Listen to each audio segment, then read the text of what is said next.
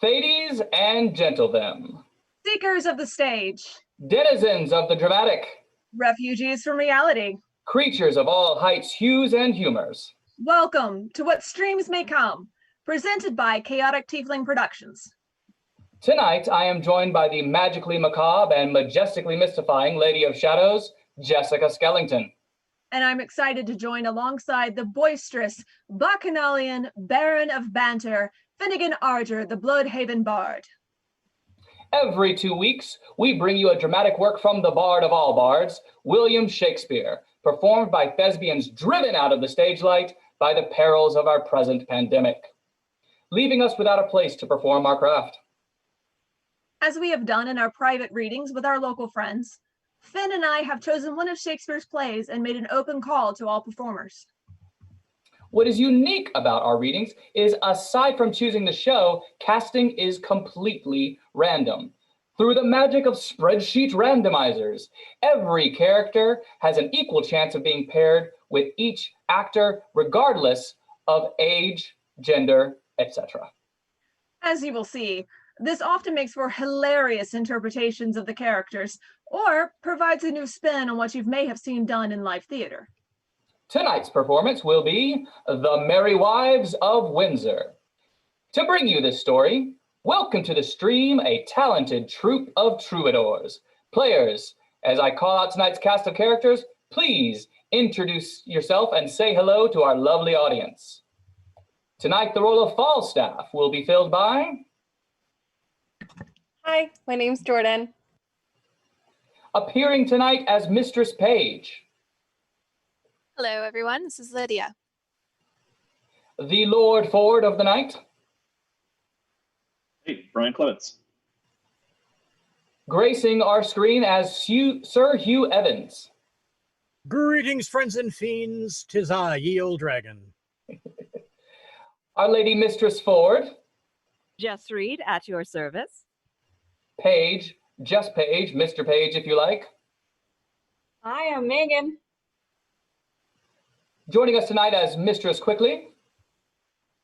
Hello, I'm Rue.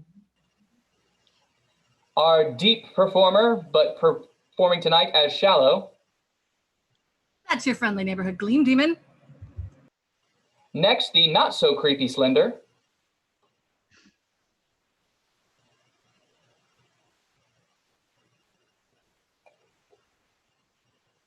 Did it not? Hello, my name is KCT92.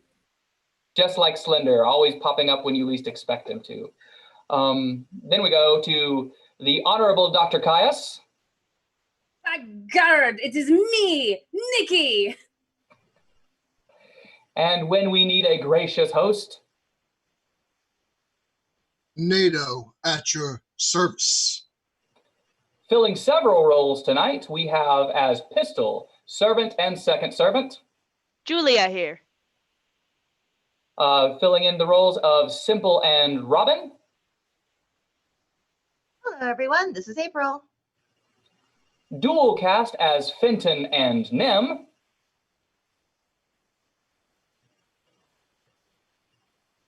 Oh, could we do that again, dear? I believe we lost your lovely voice on that one. One more time. Hello, my name is Mina. Yes. We found her. Then performing as Ann Page, Rugby, and First Servant, we have. Hello, I'm Sarah B, everyone. Then last but certainly not least, filling the roles of both Bardolph and William Page. Hi, it's me, Rena996. But the best part of our show is you. Please let us know how you're liking it in the chat and share those comments that you would normally get shushed for in live theater. Our performers may even join in the dialogue, along with Finn and myself. We humbly ask that you keep it respectful, but please feel free to make jokes, talk about the characters or plot, compliment our actors, and maybe be a bit bawdy. I mean, this is Billy Shakes we're talking about, and I think we'd be doing him a disservice if we shied away from the puns, quips, and innuendos. However, we do have moderators watching the chat so please be kind to one another and the actors on your screen. And with that said, we invite you to sit back, relax, and enjoy the show. Without further ado, let us to places. Act 1, Scene 1, for the Merry Wives of Windsor.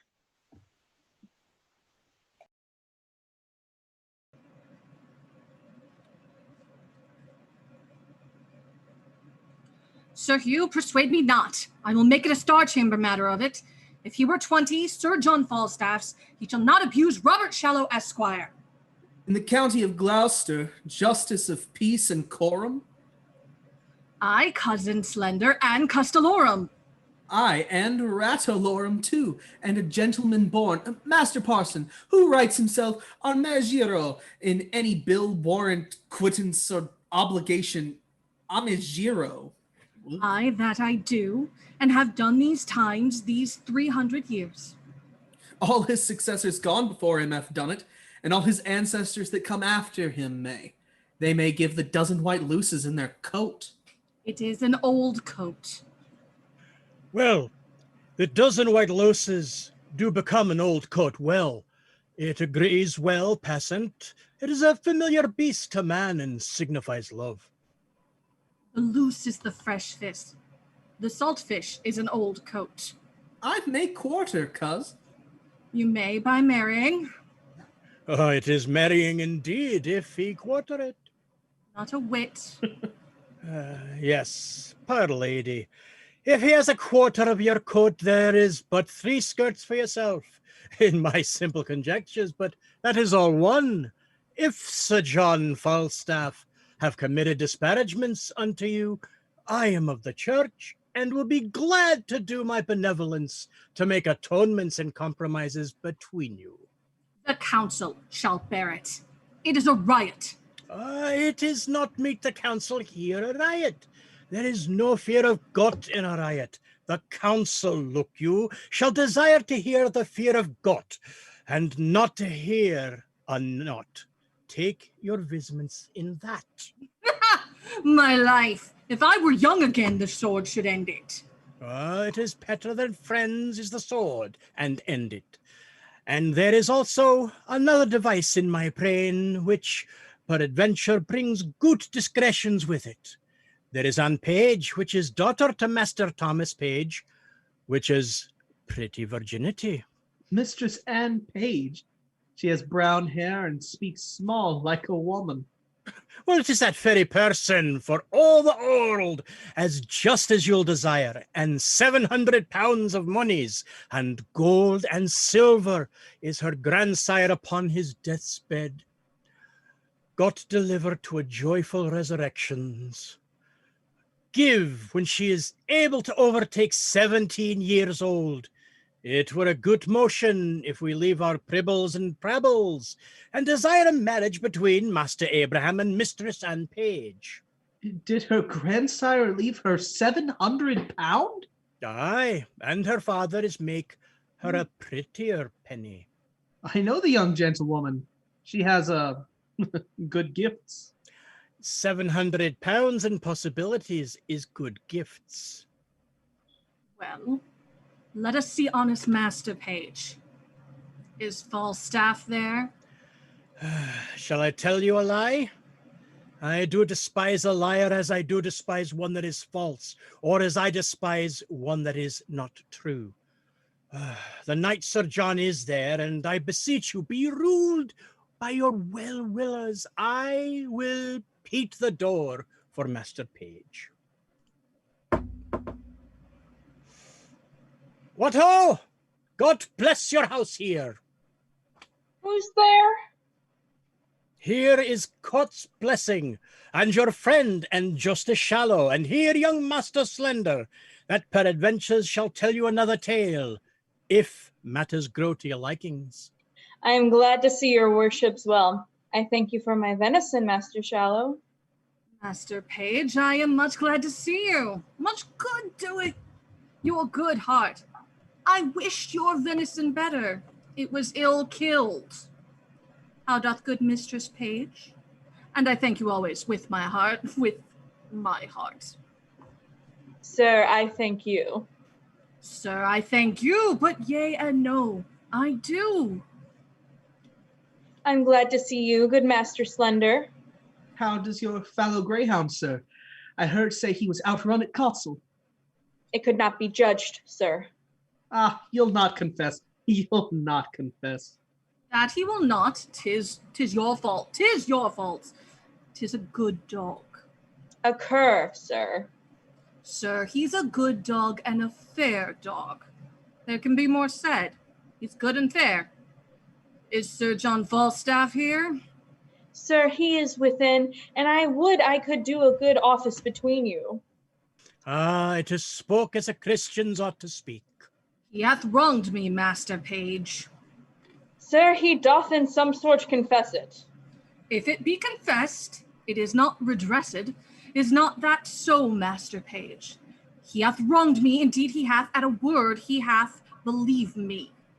Robert Shallow Esquire saith he is wronged. Here comes Sir John. Now, Master Shallow, you'll complain of me to the king? Knight, you have beaten my men, killed my deer, and broke open my lodge. But not kissed your keeper's daughter. Tut pin, this shall be answered. I will answer it straight. I have done all this. That is now answered. The council shall know this. 'Twere better for you if it were known in council. You'll be laughed at. Poca verba, Sir John. Good words. Good words, good cabbage, Slender. I broke your head. What matter have you against me? Marry, sir, I have matter in my head against you, and against your coney-catching rascals, Bardolph, Nym, and Pistol. You Banbury cheese! Aye, it is no matter. Oh, now, Mephistopheles. Aye, it is no matter.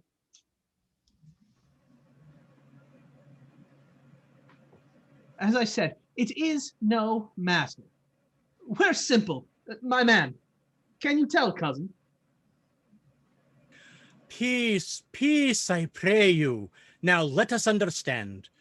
There is 3 umpires in this matter, as I understand. That is Master Page, Fidelicet Master Page, and there is myself, Fidelicet myself, and the 3 party is, lastly and finally, mine host of the garter. We 3 to hear it and end it between them. Very good.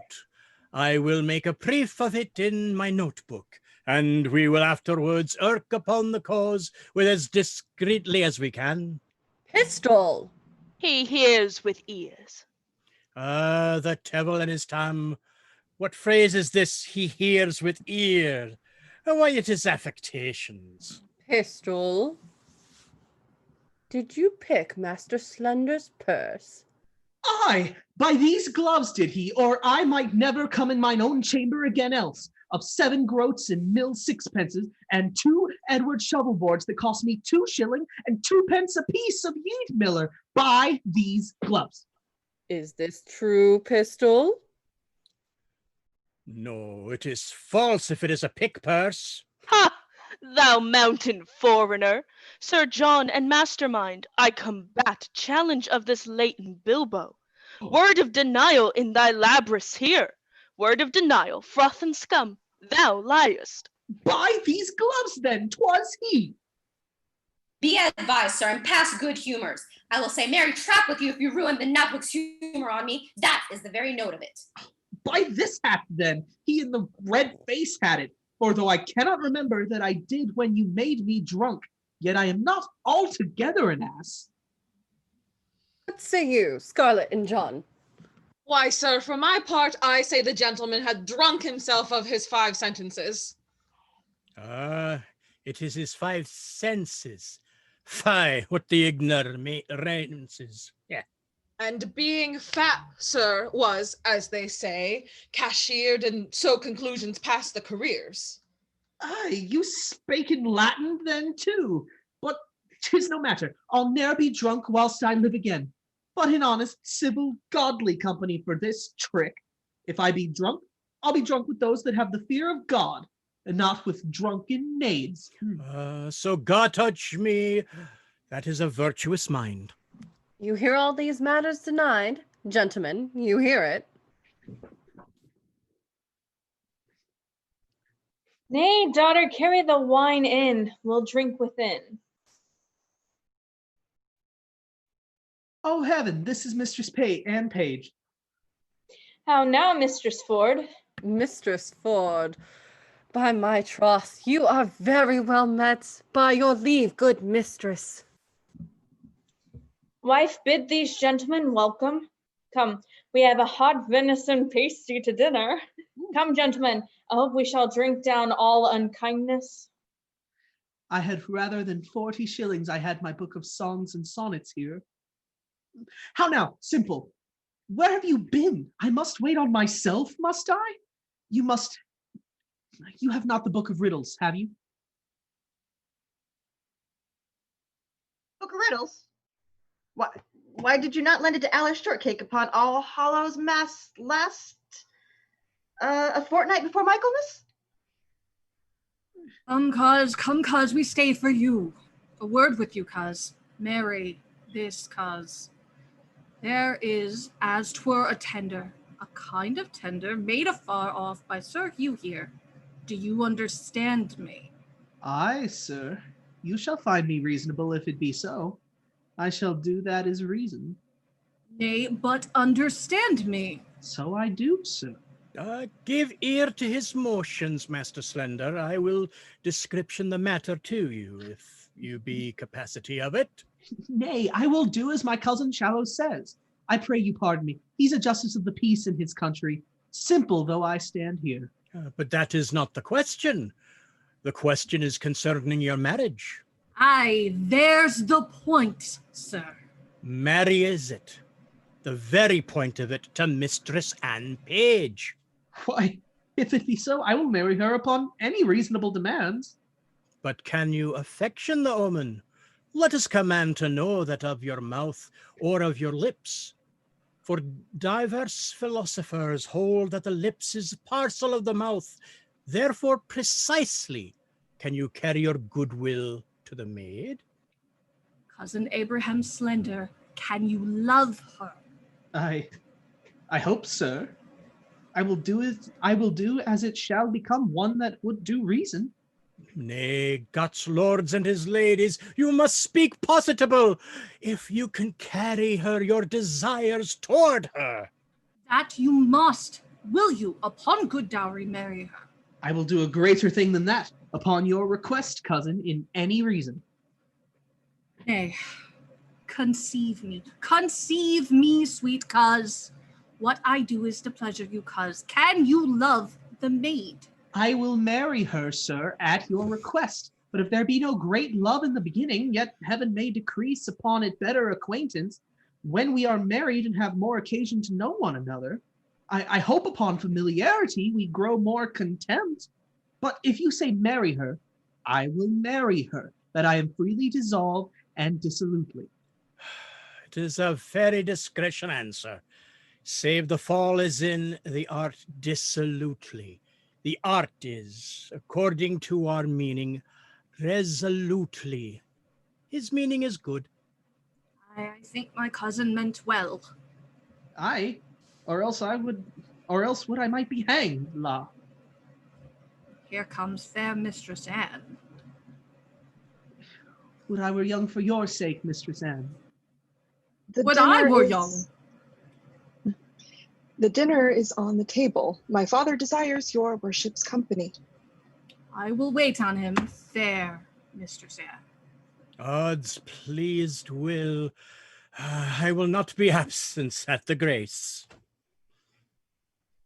Will't please your worship to come in, sir? No, I thank you. Forsooth, heartily, I am very well. The dinner attends you, sir. I am not hungry. I thank you, forsooth. Go, sirrah, for all you and my men are my men. Go wait upon my cousin Shallow. A justice of peace sometimes may be beholding to his friend for a man, but I keep but 3 men and a boy, yet till my mother be dead, but what though? Yet I live like a poor gentleman born. I may not go in without your worship. They will not sit till you come. In faith, I'll eat nothing. I thank you as much as though I did. I pray you, sir, walk in. I had rather walk here. I thank you. I bruised my shin the other day while playing at sword and dagger with the master of fence. 3 pennies for a dish of stewed prunes, and by my troth, I cannot abide the smell of hot meat since. Why do your dogs bark so? Be there bears in the town? I think there are, sir. I heard them talked of. I love the sport well, but I shall as soon quarrel at it as any man in England. You are afraid if you see a bear loose, are you not? Aye, indeed, sir. That's meat and drink to me now. I have seen Sackerson loose 20 times, and I have taken him by the chain. But I warrant you, the women have so cried and shrieked at it, that it is past. But women indeed cannot abide them. They are very ill-favored, rough things. Come, gentle Master Slender, come. We stay for you. I'll eat nothing. I thank you, sir. By cock and pie, you shall not choose, sir. Come, come. Nay, pray you lead the way. Come on, sir. Mistress Anne, yourself shall go eat first. Not I, sir. Pray you keep on. I'll rather be unmannerly than troublesome. You do yourself wrong, indeed.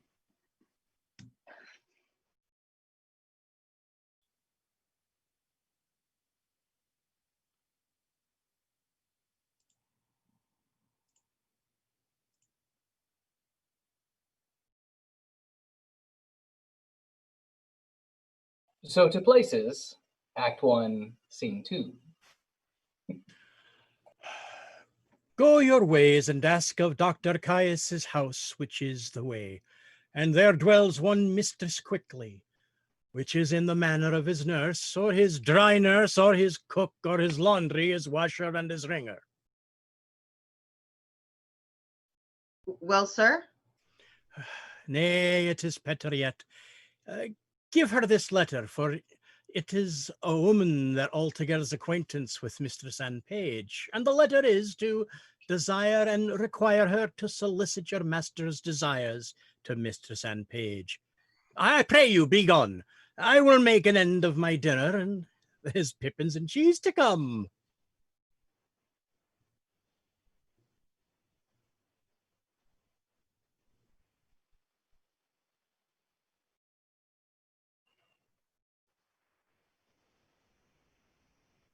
Mine host of the garter. What say, my bully rock? Speak scholarly and wisely. Truly, my host, I must turn away some of my followers. Discard bully Hercules Cassier, let them wag, trot, trot. Heisted at £10 a week. Thou art an emperor, Caesar, Kaiser, and Pfizer. I will entertain Bardolph, he shall draw, he shall tap. Said I well, bully Hector? Do so, good mine host. I have spoke, let him follow. Let me see thee froth and lime. I am at a word, follow. Bardolph, follow him. A tapster is a good trade. An old cloak makes a new jerkin. A withered serving man a fresh tapster. Go, adieu. It is a life that I have desired. I will thrive. Oh, base Hungarian wight, wilt thou the spigot wield? He was gotten in drink, is not the humor conceded? I am glad I am not so acquit of this tinderbox. His thefts were too open. His filching was like an unskillful singer. He kept not time. The good humor is to steal out a minute's rest. Convey, the wise call it. Steal! A fico for the phrase. Well, sirs, I am almost out at heels. Why then, let kibes ensue. There is no revenue. I must coney catch. I must shift. Young ravens must have food. Which of you know Ford of this town? I ken the wight. He is of substance good. My honest lads, I will tell you what I am about. 2 yards and more. No quips now, pistol. Indeed. I am in the waist 2 yards about, but I am about no waist, and I am about no I am about thrift. Briefly, I do mean to make love to Ford's wife. I spy entertainment in her. She discourses, she carves, she gives the leer of invitation. I can construe the action of her familiar style, and the hardest voice of her behavior to be English rightly is, I am Sir John's Falstaff's. He hath studied her will and translated her will out of honesty into English. Anchor is deep. Wilt that humor pass? Now, the report goes she has all the rule of her husband's purse. He hath a legion of angels. As many devils to entertain, and to her, boy, say I. Humor rises. It is good. Humor me the angels. I have writ me here a letter for her, and here another to Page's wife, who even now gave me good eyes, examined my parts with most judicious aliades. Sometimes the beam of her view gilded my foot, sometimes my portly belly. Then did the sun on dunghill shine. I thank thee for that humor. Oh, she did so course o'er my exteriors with such a greedy intention that the appetite of her eye did seem to scorch me up like a burning glass. Here's another letter to her. She bears the purse too. She is a regent in Guiana, all gold and bounty. I will be cheater to them both, and they shall be executors to me. They shall be my East and West Indies, and I will trade to them both. Go bear thou this letter to Mistress Page, and thou this to Mistress Ford. We will thrive, lads, we will thrive. Shall I, Sir Pandarus of Troy become, and by my side wear steel? Then Lucifer take all. I will run no base humor. Here, take the humor letter. I will keep the behavior of reputation. Holsera, bear you these letters tightly. Sail like my pennants to these golden shores. Rogue, hence, avant, vanish like hailstones go. Trudge, plod away all the hoof, seek shelter, pack. Falstaff will learn the humor of the age. French thrift, you rogues, myself and skirted Page. Let vultures gripe thy guts, for Gordon Fulham holds, and high and low beguiles the rich and poor.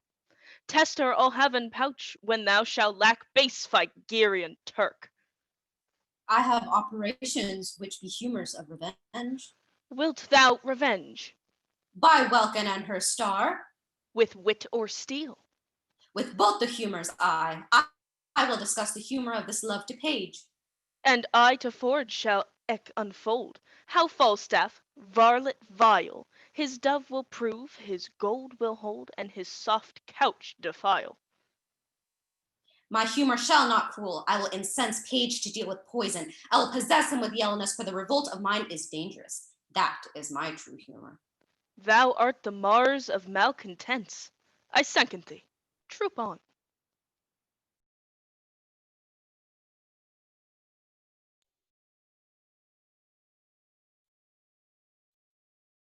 What?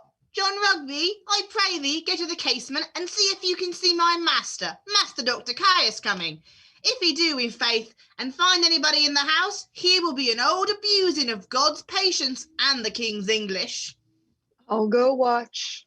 Go, and we'll have a posset for it soon at night, in faith, and the latter at the end of a seal coal fire. An honest, willing, kind fellow as ever servant shall come in house withal, and I warrant you, no telltale nor breed bait. His worst fault is that he's given to prayer. He is something peevish that way, but nobody has his fault. But let that pass. Peter Simple, you say your name is?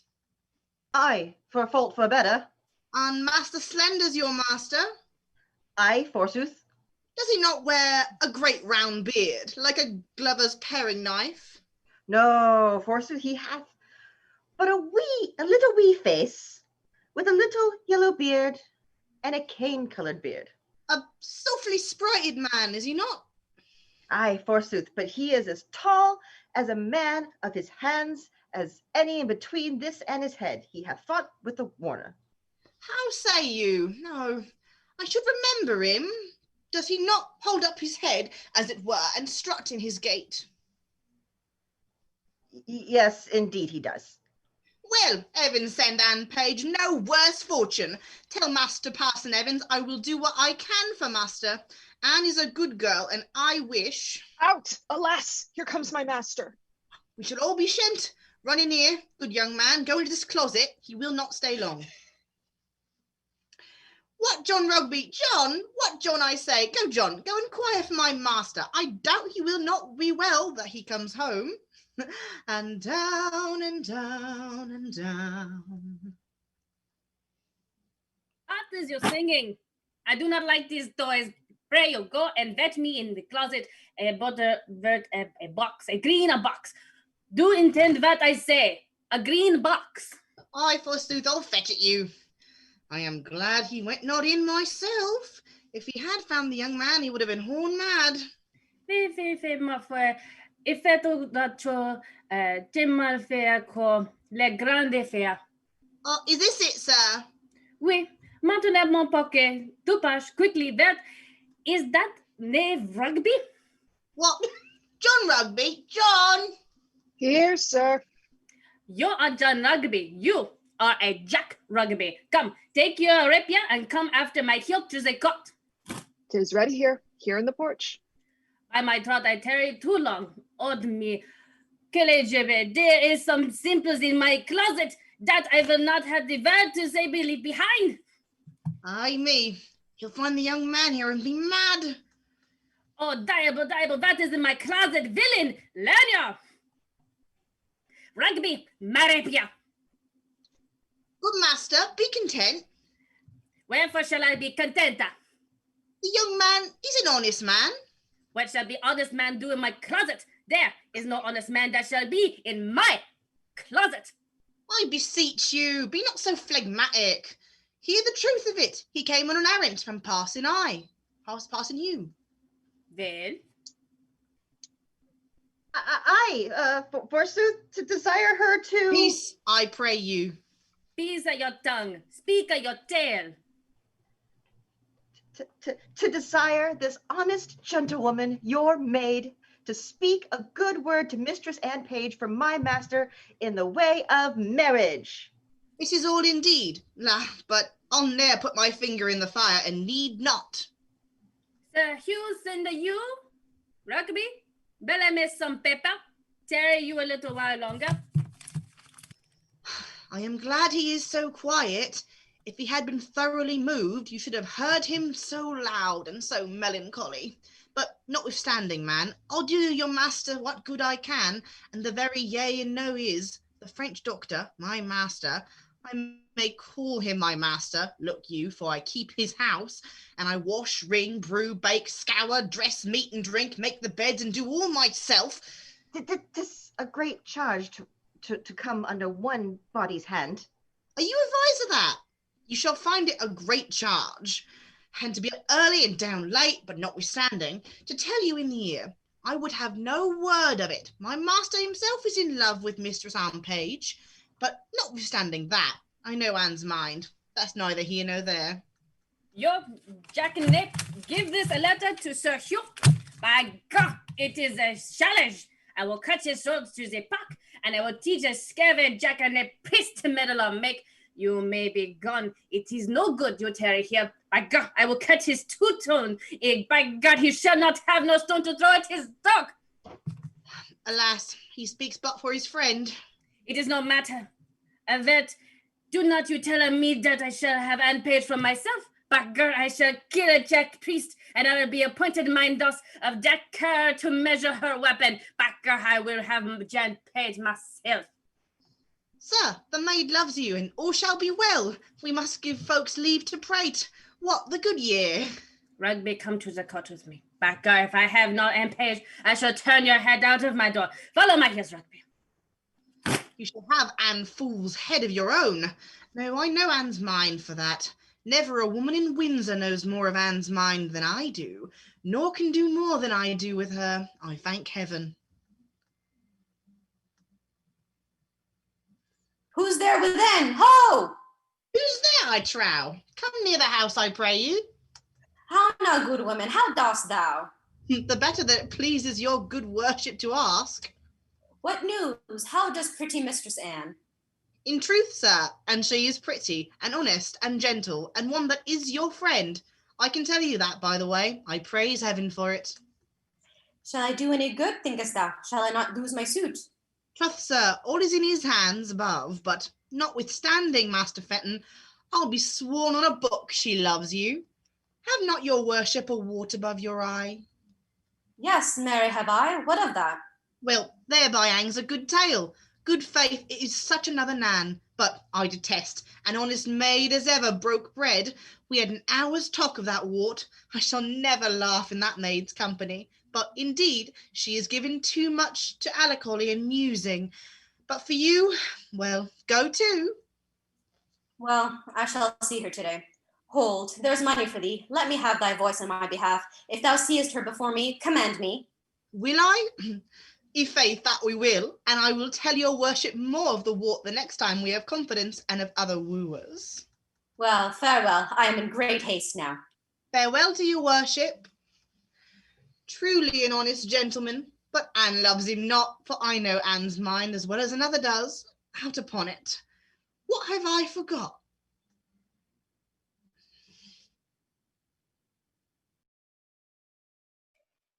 Can we pause for a minute? Can we pause? Because at the end of an act, I just want to say, for those of you watching at home, some people were saying it in the chat, but in case you missed it in the chat, to clarify, all of our performers can prep as much as they want with the script beforehand, but what you see is the first time they've come together, and it always surprises us what they do the first time they come together. And right now, I couldn't stop laughing in the act one already. That letter handoff. I mean, that was golden, you guys, golden. Magnificent, magnificent. Oh, and just another thing, if you are joining us in the chat, I'm going to call out a member of the chat. Well, I'll let them call themselves out. We have someone in the chat that is our resident Shakespeare expert and trove of knowledge of all things Shakespeare. If they would like to make themselves known in the chat, they can. I will not call he or she out. However, I will share something they shared with us just a moment ago. This whole play is about this jerk moron Falstaff, but was requested by the Queen herself. Shakespeare was very content to kill off this Falstaff guy, but Queen Elizabeth says, no, no, no, write me another play with this man. And so what you are make seeing, it a comedy. Yes, what you are seeing is now a fan tribute piece by Billy to the throne. So every time you see Falstaff get kicked around by the other members of the show, he is technically fulfilling a royal edict, but he's still getting to kick around this jerk. This is Shakespeare's Better Call Saul. Oh my gosh! This is very true. Boom! Yeah, you're not wrong. You're not wrong. Very well done. Very well done. Well, he's Blackadder. Without further ado, we may take our performers to Act 2, Scene 1. What? Have I escaped love letters in the holiday time of my beauty, and I am now a subject for them? Let me see. Ask me no reason why I love you, for though love use reason for his physician, he admits him not for his counselor. You are not young, no more am I, go to then there's sympathy. You are merry, so am I, ha ha, then there's more sympathy. You love sack, and so do I, would you desire better sympathy? Let it suffice thee, mistress page, at the least if the love of soldier can suffice, that I love thee. I will not say pity me, 'tis not a soldier-like phrase, but I'll say love me, by me, thy own true knight, by day or night, or any kind of light, with all his might, for thee to fight. John Falstaff. Whew. what a Herod of Jewry is this! Oh, wicked world! One that is well nigh worn to pieces with age to show himself a young gallant. What an unweighed behaviour hath this Flemish drunkard picked with the devil's name out of my conversation, that he dares in this manner assass me. Why, he hath not been thrice in my company. What should I say to him? I was in frugal of my mirth, heaven forgive me. Why, I'll exhibit a bill in the Parliament for the putting down of men. How shall I be revenged on him? For revenged I will be, as sure as his guts are made of pudding. Mistress Page, trust me, I was going to your house. And trust me, I was coming to you. You look very ill. Nay, I'll never believe that. I have to show to the contrary. Faith, but you do in my mind. Well, I do then. Yet I say I could show you to the contrary. Oh, Mistress Page, give me some counsel. What's the matter, woman? Oh, woman, if it were not for one trifling respect, I could come to such honour. Hang the trifle, woman, take the honour. What is it? Dispense with trifles, what is it? If I would but go to hell for an eternal moment or so, I could be knighted. What? Thou liest, Sir Alice Ford. These knights will hacken so thou shouldst not alter the article of thy gentry. We burn daylight here. Read, read! Perceive how I may be knighted. I shall think the worse of fat men, as long as I have an eye to make difference of men's liking. And yet he would not swear, praised women's modesty, and gave such orderly and well-behaved reproof to all uncomeliness, that I would have sworn his disposition would have gone to the truth of his words. But they do no more adhere and keep place together than the 100th psalm to the tune of Greensleeves. What tempest, I trow, threw this whale with so many turns of oil in his belly ashore at Windsor? How shall I be revenged on him? I think the best way were to entertain him with hope till the wicked fire of lust have melted him in his own grease. Did you ever hear the like? Letter for letter, but that the name of Page and Ford differs. To thy great comfort in this mystery of ill opinions, here's the twin brother of thy letter. But let thine inherit first, for I protest mine never shall. I warrant he hath 1,000 of these letters, writ with blank space for different names, sure more, and these are all of the 2nd edition. He will print them out of doubt, for he cares not what he puts in the press, when he would put us to. I'd rather be a giantess and lie under Mount Pelion. Oh, well, I will find you 20 lascivious turtles ere one chaste man. Why, this is the very same, the very hand, the very words. What does he think of us? Nay, I know not. It makes me almost ready to wrangle with my own honesty. I'll entertain myself like one that I am not acquainted withal, for sure, unless he knows some strain in me that I know not myself, he would never have boarded me in this fury. Boarding, call you it? I'll be sure to keep him above deck. So will I if he comes under my hatches.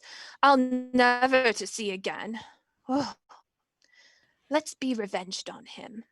Let's appoint him a meeting, give him a show of comfort in his suit, and lead him on with a fine baited delay till he hath pawned his horses to mine host of the Garter. Nay, I will consent to act any villainy against him that may not sully the chariness of our honesty. Oh, that my husband saw this letter! It would give eternal food to his jealousy. Why, look where he comes, and my good man too.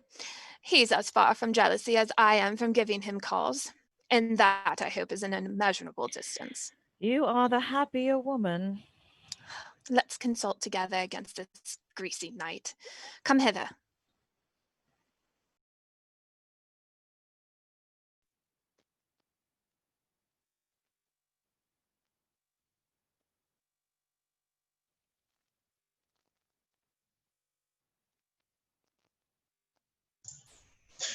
Well, I hope it be not so. Hope is a curtled dog in some affairs. Sir John affects thy wife. Why, sir, my wife is not young. He woos both high and low, both rich and poor, both young and old, one with another, Ford.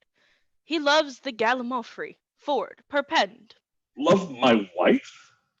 With liver burning hot, prevent or go thou, like Sir Actaeon he, with Ringwood at thy heels. Oh, odious is the name.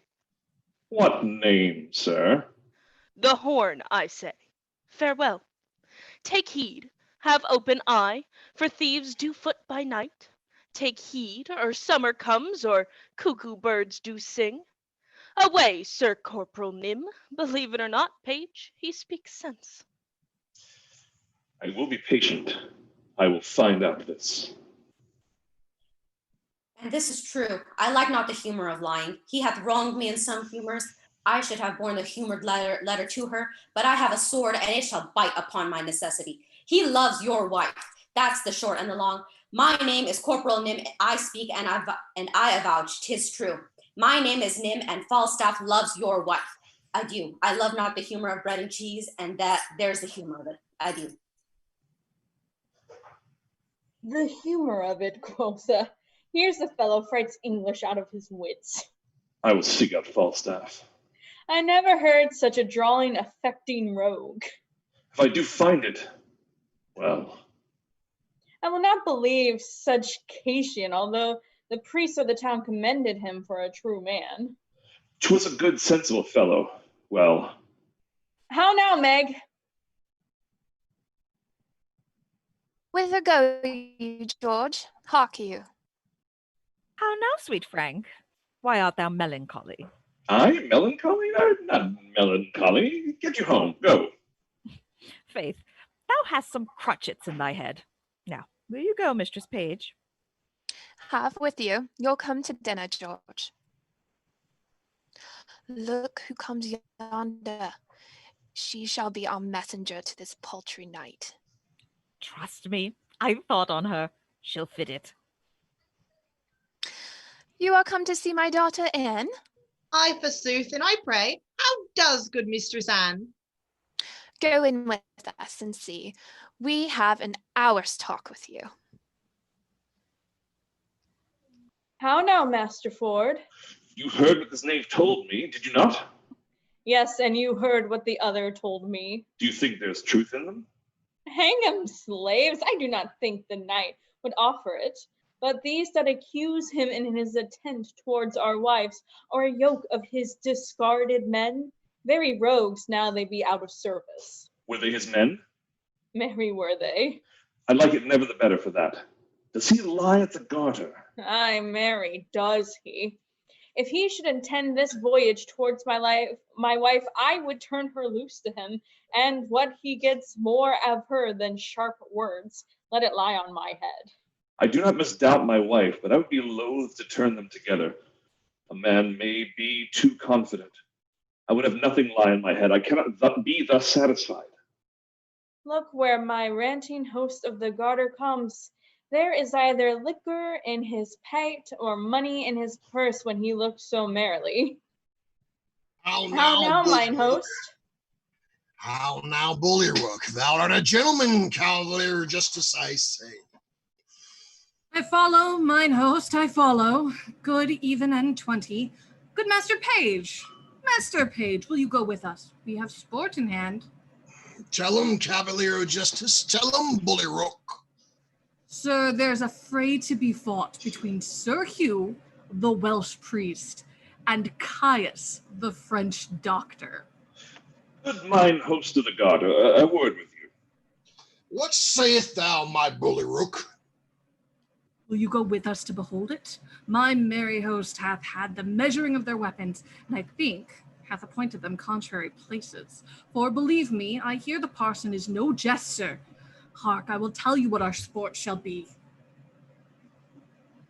Have thou no suit against my knight, my guest cavalier? None, I protest, but I'll give you a pottle of burnt sack to give me recourse to him and tell him my name is Brooke. Only for a jest. My hand, bully, thou art have egress and regress. Say I well, thy name shall be Brooke, is a merry knight. Will you go? Have with you, mine host. I have heard the Frenchman have good skill in his rapier. But, sir, I could have told you more. In these times you stand on distance, your passes, staccatos, and I know not what. 'Tis the heart, Master Page. 'Tis here, 'tis here. I have seen the time with my long sword that I would have made you 4 tall fellows skip like rats. Here, boys, here, shall we wag? Have with you. I would rather hear them scold than fight. Though Page be a secure fool and stand so firmly on his wife's frailty, yet I cannot put off my opinion so easily.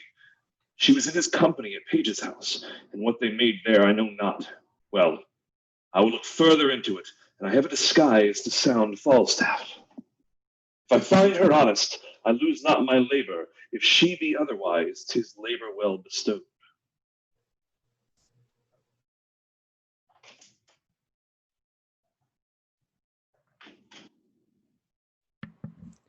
I will not lend thee a penny. Why, then the world's mine oyster, Not which I with sword will open. Not a penny. I have been consent, sir. You should lay my countenance to pawn. I have graded upon my good friends for 3 reprise for you and your coach fellow Nim, or else you had looked through the grate like a Gemini of baboons. I am damned in hell for swearing to gentlemen, my friends. You were good soldiers and tall fellows, and when Mistress Bridget lost the handle of her fan, I took it upon mine honor thou hast it not. Didst not thou share? Hadst thou not 15 pence? Reason, you rogue, reason. Thinkest thou I'll endanger my soul gratis? At a word, hang no more about me. I am no gibbet for you. Go. A short knife and a throng. To your manor of pick thatched, go. You'll not bear a letter from me, you rogue. You stand upon your honor. Why, thou unconfinable baseness, is it as much as I can do to keep the terms of my honor precise? I myself sometimes, leaving the fear of God on the left hand, and hiding my honor in my necessity, am fain to shuffle, to hedge and to lurch, and yet you, rogue, will ensconce your rags, your cat-a-mountain looks, your red lattice phrases, and in your whole bold beating oaths, under the shelter of your honor, you will not do it, you. I do relent. What would thou more of a man? Sir, here's a woman would speak to you. Let her approach. Give your worship good morrow. Good morrow, good wife. Not so, an't please your worship. Good maid, then. I'll be sworn, as my mother was, the first hour I was born. I do believe the swear. What with me? Shall I vouchsafe your worship a word or two? 2,000, fair woman, and I'll vouchsafe thee the hearing. There is one Mistress Ford, sir. I pray, come a little nearer this ways. I myself dwell with Master Dr. Caius. Well, on Mistress Ford, you say? Your worship says very true. I pray your worship, come a little nearer this way. I warrant thee, nobody hears mine own people, mine own people. Are they so? God bless them and make them his servants. Well, Mistress Ford, what of her? Why, sir, she's a good creature. Lord, your worship's a wanton. Well, heaven forgive you, and all of us, I pray. Mistress Ford, come, Mistress Ford. Mary, this is the short and the long of it. You have brought her into such a canaries as 'tis wonderful. The best courtier of them all, when the court lay at Windsor, could never have brought her to such a canary. Yet there has been knights and lords and gentlemen with their coaches. I warrant you, coach after coach, letter after letter, gift after gift, smelling so sweetly, all musk and no rushing. I warrant you, in silk and gold, sugar and such wine and sugar of the best and the fairest, what would have won any woman's heart, and I warrant you they could have never gotten an eye wink out of her. I had myself 20 angels given me this morning, but I defy all angels in any such sort as they say, but in the way of honesty, and I warrant you they could never get her so much as a sip on a cup with the proudest of them all, and yet there has been earls, nay, what is more, pensioners, but I warrant you, all is one with her. But what says she to me? Be brief, my good Mercury. Marry, she hath received your letter, for the which she thanks you 1,000 times, and she gives you to notify that her husband will be absent from his house between 10 and 11. 10 and 11. Aye, forsooth, and that you may come and see the pictures, she says, that you wot of Master Ford, her husband will be from home. Alas, the sweet woman leads an ill life with him. He's a very jealousy man. She leads a very frumpled life with him, good heart. 10 and 11. Woman, commend me to her. I will not fail her. Why, you say well, but I have another messenger to your worship. Mistress Page hath her hearty commendations to you too, and let me tell you in your ear, she's as virtuous as civil modest wife, and one, I tell you, that will not miss you morning or evening prayer, as is any in Windsor, whoe'er be the other, and she bade me tell your worship that her husband is seldom from home, but she hopes there will come a time soon. I never knew a woman so dote upon a man. Surely, I think you have charms. Yes, in a truth. Not I. I assure thee, seeing the attractions of my good parts aside, I have no other charms. Blessing on your art for it. But I pray thee, tell me this. Has Ford's wife and Page's wife acquainted each other how they love me? They were a jest indeed. They have not so little grace, I hope. They were a trick indeed, but Mistress Page would desire you to send her your little page of all loves. Her husband has a marvellous affection to the little page, and truly Master Page is an honest man. Never a wife in Windsor leads a better life than she does. Do what she will, say what she will, take all, pay all, go to bed when she list, rise when she list, all is as she will, and truly she deserves it, for if there be a kind woman in Windsor, she is one. You must send to her your page, no remedy. Why, I will. Nay, but do so then, and look, he may come and go between you both, and in any case, have a nay word that you may know one another's mind, and the boy never need to understand anything, for 'tis not good that children should know any wickedness. Old folks, you know, have discretion, as they say, and know the world. Fare thee well. Commend me to them both. There's my purse, I am yet thy debtor. Boy, go along with this woman. This news distracts me. This punk is one of Cupid's carriers. Clap on more sails, pursue, up with your fights. Give fire, she is my prize, or ocean whelm them all. Sayest thou so, old Jack? Go thy ways. I'll make more of thy old body than I have done. Will they yet look after thee? Wilt thou, after the expense of so much money, be now a gainer? Good body, I thank thee. Let them say 'tis grossly done, so it be fairly done, no matter. Sir John, there's one Master Brooke below would fain speak with you and be acquainted with you, and hath sent your worship a morning's draught of sack. Brooke is his name? Aye, sir. Call him in. Such brooks are welcome to me that o'erflow such liquor. Aha! Mistress Ford and Mistress Page, have I encompassed you? Go to, via. Bless you, sir. And you, sir, would you speak with me? I make bold to press with so little preparation upon you. You are welcome. What's your will? Give us leave, drawer. Sir, I am a gentleman that hath spent much. My name is Brooke. Good Master Brooke, I desire more acquaintance of you. Good Sir John, I sue for yours, not to charge you, for I must let you understand, I think myself in better plight for a lender than you are, the which hath something emboldened me to this unseasoned intrusion. For they say, if money go before, all ways do lie open. Money is a good soldier, sir, and will on. Troth, and I have a bag of money here troubles me. If you will help bear it, Sir John, take all or half for easing me of the carriage. Sir, I know not how I may deserve to be your porter. I will tell you, sir, if you will give me the hearing. Speak, good Master Brooke. I shall be glad to be your servant. Sir, I hear you are a scholar. I will be brief with you. And you have been a man long known to me, though I had never so good means as desire to make myself acquainted with you. I shall discover a thing to you wherein I must very much lay open mine own imperfection.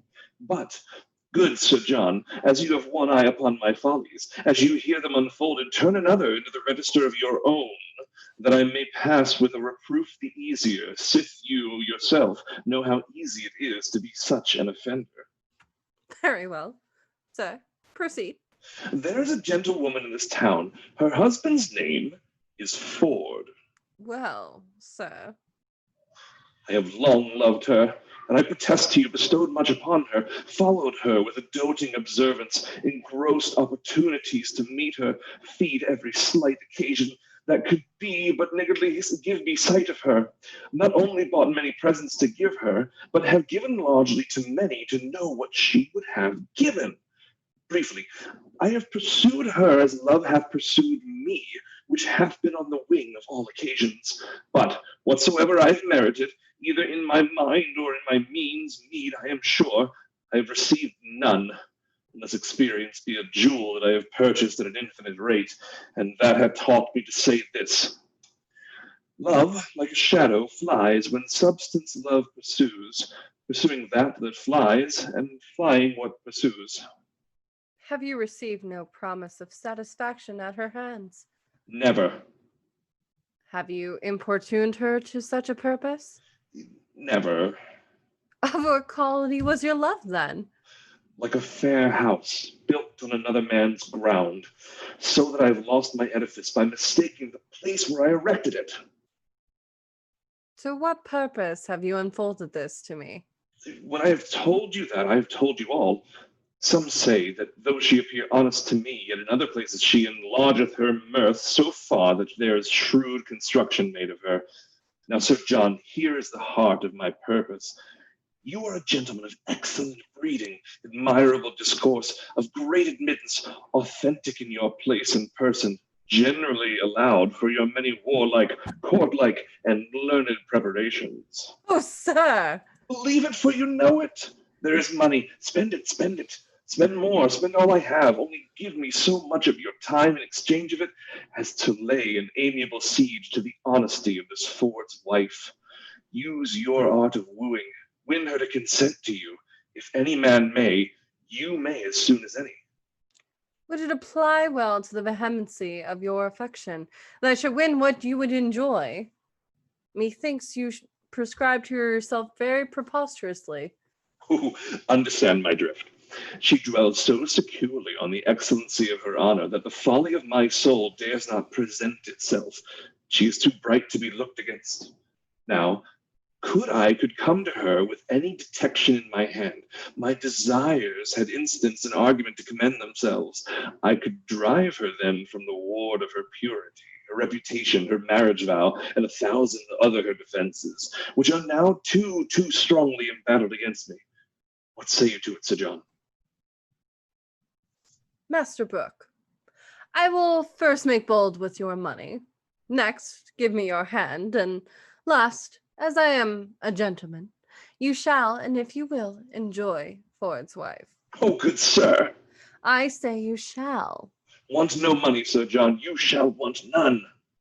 Want no Mistress Ford, Master Brooke. You shall want none. I shall be with her. I may tell you by her own appointment, even as you came in to me, her assistant, or go between parted from me. I say I shall be with her between 10 and 11, for at the time the jealous rascally knave her husband will be forth. Come you to me at night. You shall know how I speed. I am blessed in your acquaintance. Do you know Ford, sir? Hang him, poor cockledy knave! I know him not, yet I wrong him to call him poor. They say the jealous wittly knave hath masses of money, for which his wife seems to be well favored. I will use her as the key of the cuckoldy rogue's coffer, and there's my harvest home. I would you knew, Ford, sir, that you might avoid him if you saw him. Hang him, mechanical salt-butter rogue. I will stare him out of his wits. I will awe him with my cudgel. It shall hang like a meteor or at the cuckold's horns. Master Brooke, thou shalt know I will predominate over the peasant, and thou shalt lie with his wife. Come to me, soon, at night. Ford's a knave, and I will aggravate his style. Thou, Master Brooke, shalt know him for knave and cuckold. Come to me soon, at night. What a damned Epicurean rascal is this? My heart is ready to crack with impatience. Who says this is improvident jealousy? My wife hath said to him, the hour is fixed, the match is made. Would any man have thought this? See the hell of having a false woman. My bed shall be abused, my coffers ransacked, my reputation gnawn at. I shall not only receive this villainous wrong, but stand under the adoption of abominable terms, and by him that hath done me this wrong. Terms, names, Amnon sounds well, Lucifer well, Barbazon well, yet they are devil's additions, the names of fiends, but cuckold, whittle, cuckold. Devil himself had not such a name. Page is an ass, a secure ass. He will trust his wife, he will not be jealous. I would rather trust a Fleming with my butter, Parson Hugh the Welshman with my cheese, an Irishman with my aqua vitae bottle, or a thief to walk my ambling gelding than my wife with herself. Then she plots, then she ruminates, then she devises, and what they think in their hearts they may affect, they will break their hearts, but they will affect. God be praised for my jealousy. 11 o'clock the hour, I will prevent this, detect my wife, be revenged on Falstaff, and laugh at Page. I will be about it. Better 3 hours too soon than a minute too late. Fie, fie, fie, cuckold, cuckold, cuckold.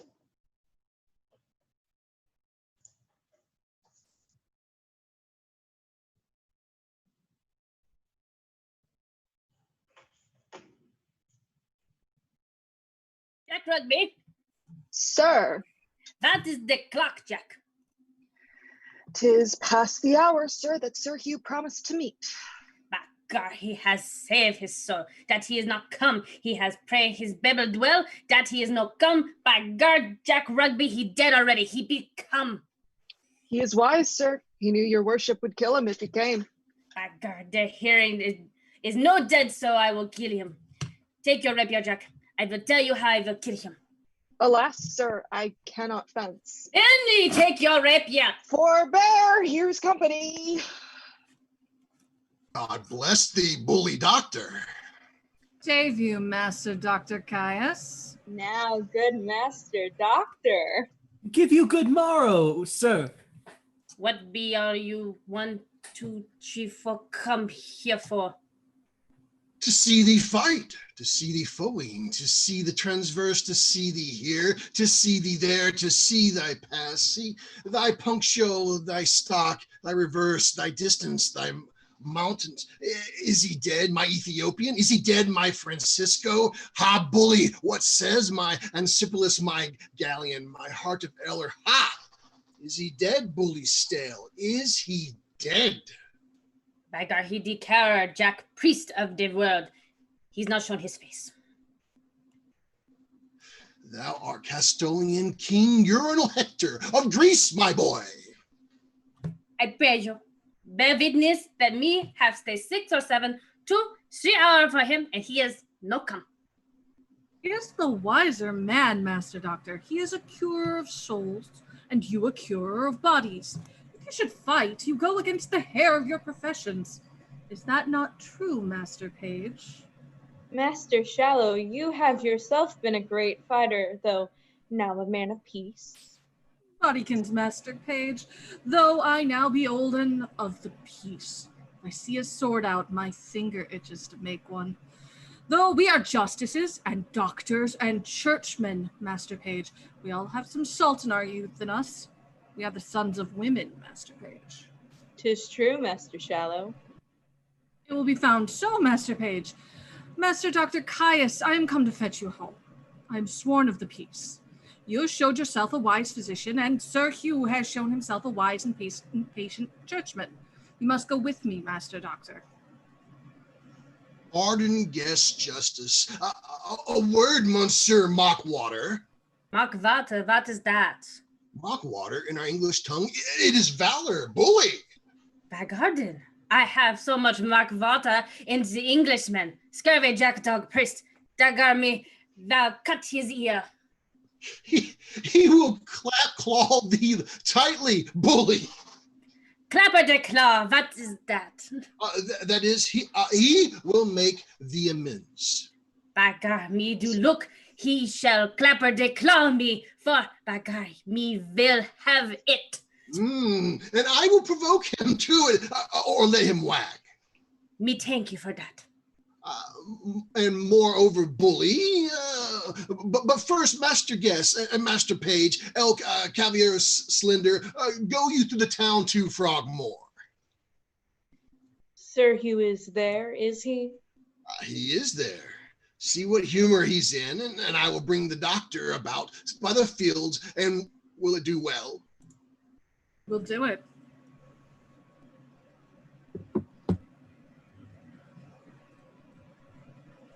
Oh, adieu, good Master Doctor. Sorry. It is fine, by gar. Me will kill the priest, for he speak for a jackape to unpitch. Let him die. Sheath thy impatience. Throw cold water on thy choler. Go about the fields with me through Frogmore, and I shall bring thee where mistress and page is, at the farmhouse a feasting, and thou wilt woo her, cried Game. Say I well. By gar, me thank you for that. By gar, I love you, and I shall procure you a good guest, the earl, the knight, the lords, the gentlemen, my patience. For the which I will thy adversary toward and page. Say I well. By gar, this is good. Well said. Let us wag then. Come at my heels, Jack Rugby.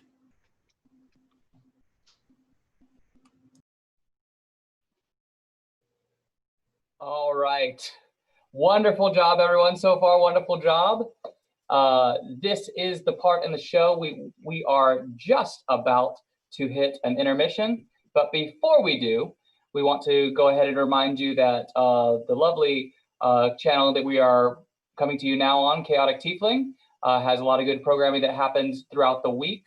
Some gaming streams, some quiz streams, art streams, and more to come. So if you like what you're seeing and you want to see more of the same and see more of us and more faces filling up the screen more often, then please toss a sub to your Twitcher, throw in some bits, do what you do, and show some love. Oracle, do we have anything else to do before we hit intermission?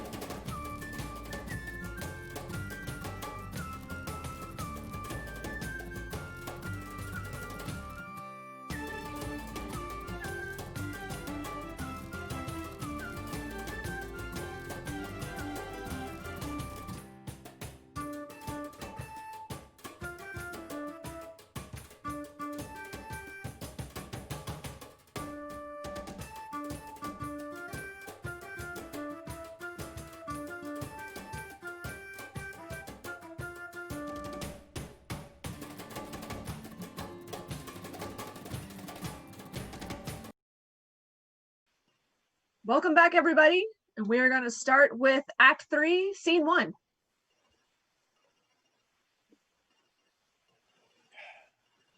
I pray you now, good master, slender serving man, and friend simple by your name. Which way have you looked for Master Caius, that calls himself Doctor of Physic? Mary, sir, the Petite Ward, the Park Ward, every way. Old Windsor way, every way but the town way. I most vehemently desire you will also look that way. I will, sir. Ah, bless my soul, how full of choler I am, and trembling of mind. I shall be glad if he have deceived me. How melancholy as I am! I will nog his annuals about his knave's custard when I have good opportunities for the orc. Bless my soul. To shallow rivers, to whose falls melodious birds sing madrigals, there we will make our beds of roses, and 1,000 fragrant posies to shallow. Mercy on me, I have a great disposition to cry. Melodious birds sing madrigals when I sat in Babylon, and 1,000 vagrant posies to shallow and see. Yonder he is coming, this way, Sir Hugh. Ah, he's welcome. To shallow rivers, to whose falls heaven prosper the right. What weapons is he? No weapons, sir.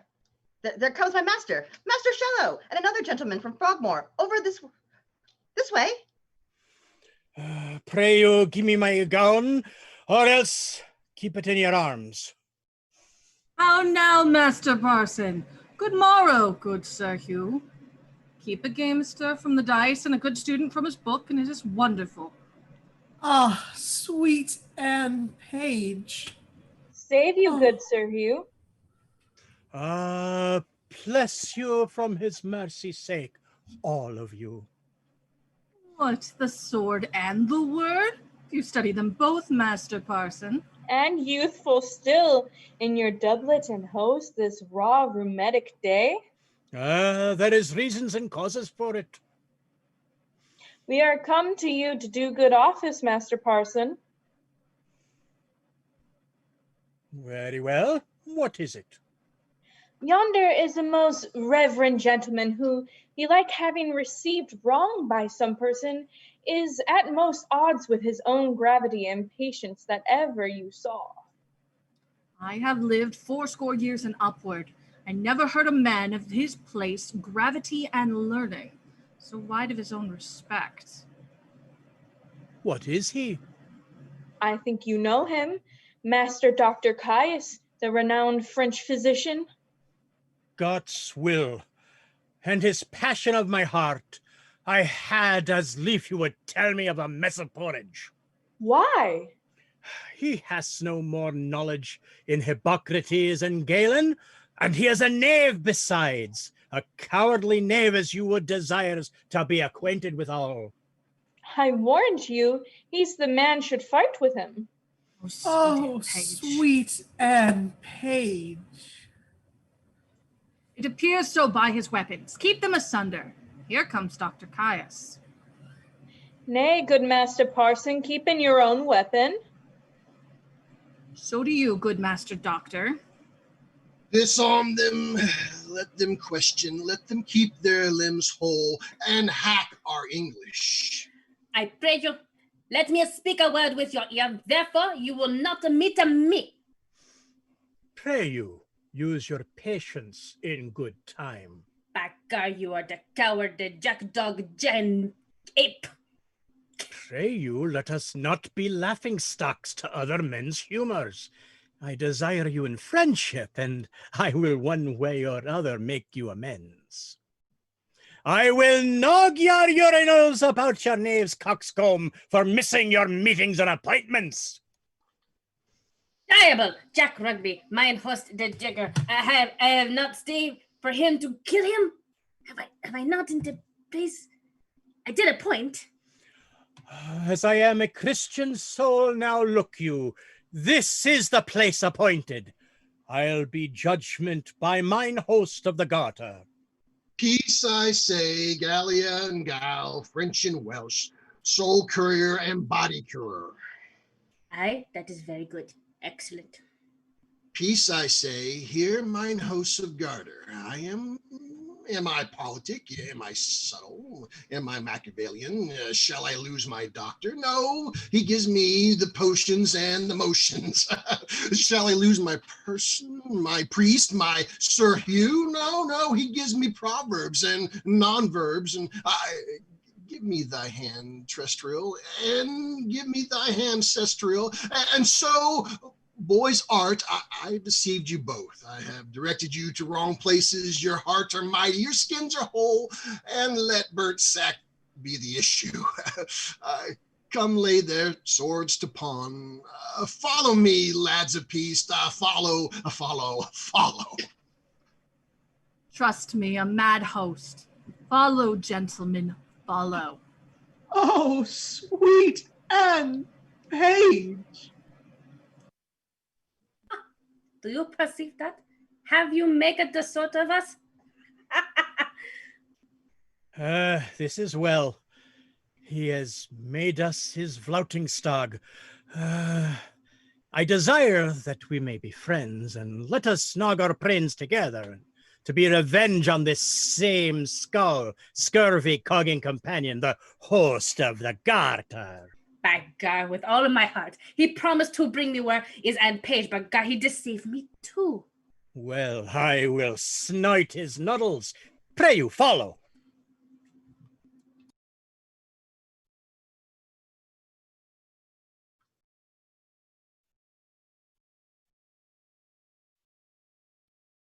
Nay, keep your way, little gallant. You were wont to be a follower, but now you are a leader. Whether had you rather lead mine eyes, or I your master's heels? I had rather, forsooth, go before you like a man, than follow him like a dwarf. You are flattering, boy. Now I see you'll be a courtier.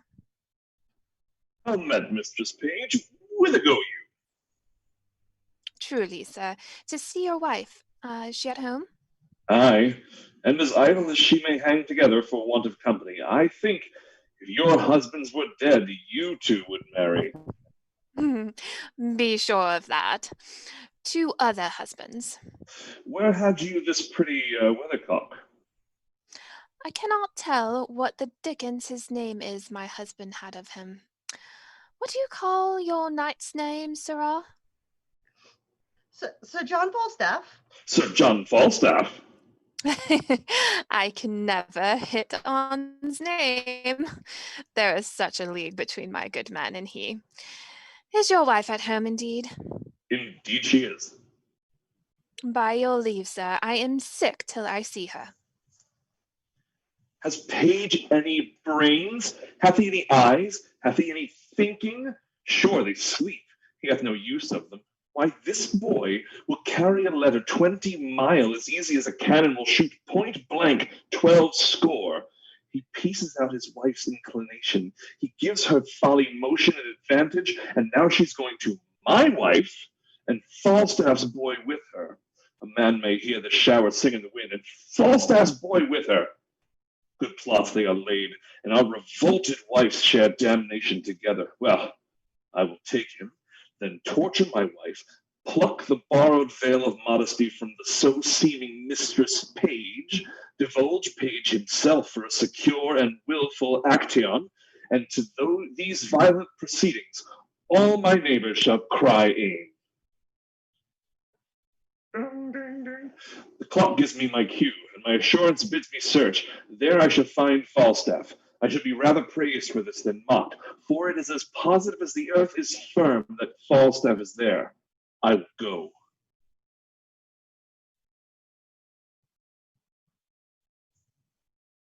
Well met. Well met, Well Master met, Ford. Mr. Ford. Trust me, good nut. I have good cheer at home, and I pray you all go with me. I must excuse myself, Master Ford. And so must I, sir. We have appointed to dine with Mistress Anne, and I would not break with her for more money than I'll speak of. We've lingered about a match between Anne Page and my cousin Slender, and this day we shall have our answer. I hope I have your goodwill, Father Page. You have, Master Slender. I stand wholly for you, but my wife, Master Doctor, is for you altogether. I be God and be made his love of me. A nurse quickly tell me so much. What say you to young Master Felton? He capers, he dances, he has eyes of youth, he writes verses, he speaks holiday, he smells April and May, he will carry it. 'Tis buttons, he will carry it. Not by my consent, I promise you. The gentleman is of no having. He kept company with the wild prince in points. He is of too high a region. He knows too much. No, he shall not be knit a knot in his fortunes with the finger of my substance. If he take her, let him take her simply. The wealth I have waits on my consent, and my consent will not go that way. I beseech you heartily, some of you go home with me to dinner. Besides your cheer, you shall have sport. I'll show you a monster. Master Doctor, you shall go, and so shall you, Master Page, and you, Sir Hugh. Well, very well. We shall have the freer wooing at Master Page's. Go home, John Rugby. I come anon. Farewell, my hearts. I will to my honest knight, Falstaff, and drink canary with him. I think I shall drink in pipe wine first with him. I'll make him dance. Will you go, gentles? Have with you, to see this monster. Aye.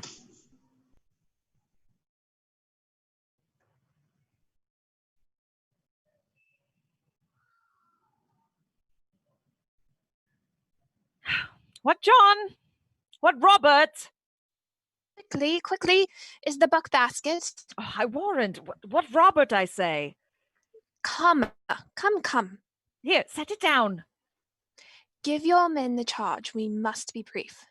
Marry, as I told you before, John and Robert, be ready here hard by in the brew house. And when I suddenly call you, come forth, and without any pause or staggering, take this basket on your shoulders. That done, trudge with it in all haste, and carry it among the Whitsters in Datchet Mead, and there empty it into the muddy ditch close by the Thames side. You will do it. I have told them over and over. They lack no direction. Be gone, and come when you are called. Here comes little Robin. Oh, now my eyes, Musket, what news with you? My master, Sir John, is coming at your back door, Mistress Ford. Oh. And requests your company. You little Jacqueline, have you been true to us? Aye, I'll be sworn. My master knows not of your being here, and hath threatened to put me into everlasting liberty if I tell you of it. For he swears he'll turn me away. Thou art a good boy. This secrecy of thine shall be a tailor to thee, and shall make thee a new doublet in house. I'll go hide. Do so. Go tell thy master I am alone. Mistress Page, remember your cue. I warn thee, if I do not act it, hiss me. Go to then. We'll use this unwholesome humidity, this gross, watery pumpion. We'll teach him to know turtles from jays. Have I caught thee, my heavenly jewel? Why now, let me die, for I have lived long enough. This is the period of my ambition. Oh, this blessed hour. Oh, sweet Sir John. Mistress Ford, I cannot cog, I cannot pray to Mistress Ford. Now shall I sin in my wish. I would thy husband were dead. I'll speak it before the best lord. I would make thee my lady. Ah, your lady, Sir John. Alas, I should be a pitiful lady. Let the court of France show me such another. I see how thine eye would emulate the diamond. Thou hast the right arched beauty of the brow that becomes the ship tire, the tire valiant, or any tire of Venetian admittance. A plain kerchief, Sir John. My brows become nothing else, nor that well neither. By the Lord, thou art a traitor to say so. Thou wouldn't make me an absolute courtier, and the firm fixture of thy foot would give an excellent motion to thy gait in a semicircled farthangle. I see what thou wert, if fortune thy foe were not, nature thy friend. Come, thou cannot hide it. Believe me, there is no such thing in me. What made me love thee? Let that persuade thee there's something extraordinary in thee. Come, I cannot cog and say thou art this and that, like many of these lip-sling hawthorn buds that come like women in men's apparel, and a smell like bucklersbury in simpler time. I cannot, but I love thee, none but thee, and thou deservest it. Do not betray me, sir. I fear you love Mistress Page. Thou might as well say I love to walk by the counter gate, which is as hateful to me as the reek of a lime kiln. Well, heaven knows how I love you, and you shall one day find it. Keep in mind, I'll deserve it. Well, nay, I must tell you, so you do, or else I could not be in that mind.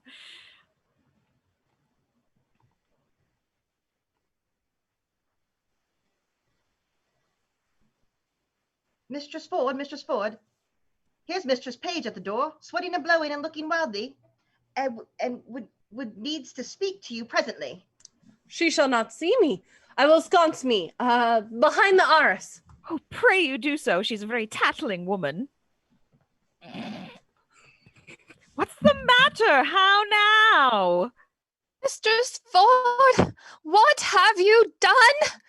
You're shamed. You're overthrown. You're undone forever. What's the matter, good Mistress Page? Oh, well a day, Mistress Ford. Having an honest man to your husband to give him such a cause of suspicion. What cause of suspicion?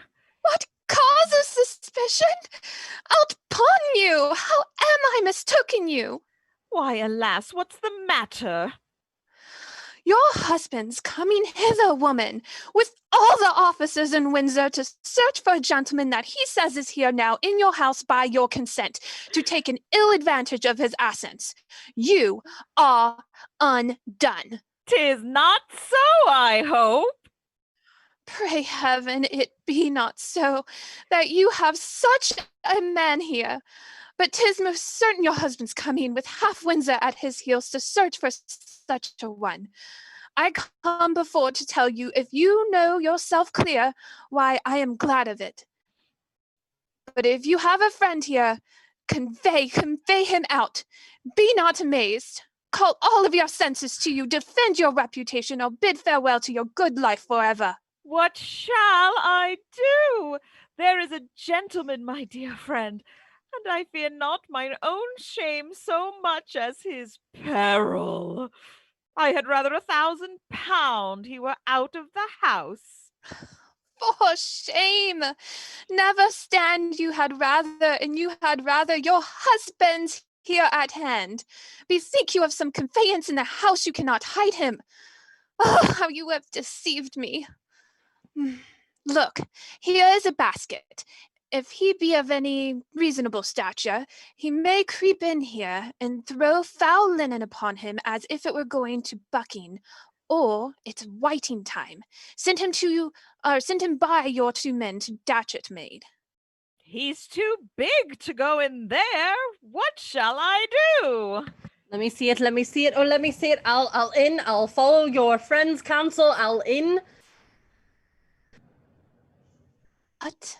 Sir John Falstaff? Are those your letters, knight? I love thee. Help me away. Let me creep in here. I'll never help to cover your master boy. Call your men. Mistress Forge, disassembly knight. Oh, what, John? Robert! John! Go, take up these clothes here quickly. Where's the cow staff? Look how you tremble! Carry them to the laundress in Datchet Mead. Quickly, come! Pray you, come near. If I suspect without cause, why then make sport at me, then let me be your jest, I deserve it. How now, whither bear you this? To the laundress, forsooth. Why, what have you to do whither they bear it? You were best meddle with buck washing. Buck? I would I could wash myself of the buck. Buck, I warrant you, buck. And of the season too it shall appear. Gentlemen, I have dreamed tonight. I'll tell you my dream. Here, here my keys. Ascend my chambers, search, seek, find out. I'll warrant will unkennel the fox. Let me stop this way first. So now, uncape.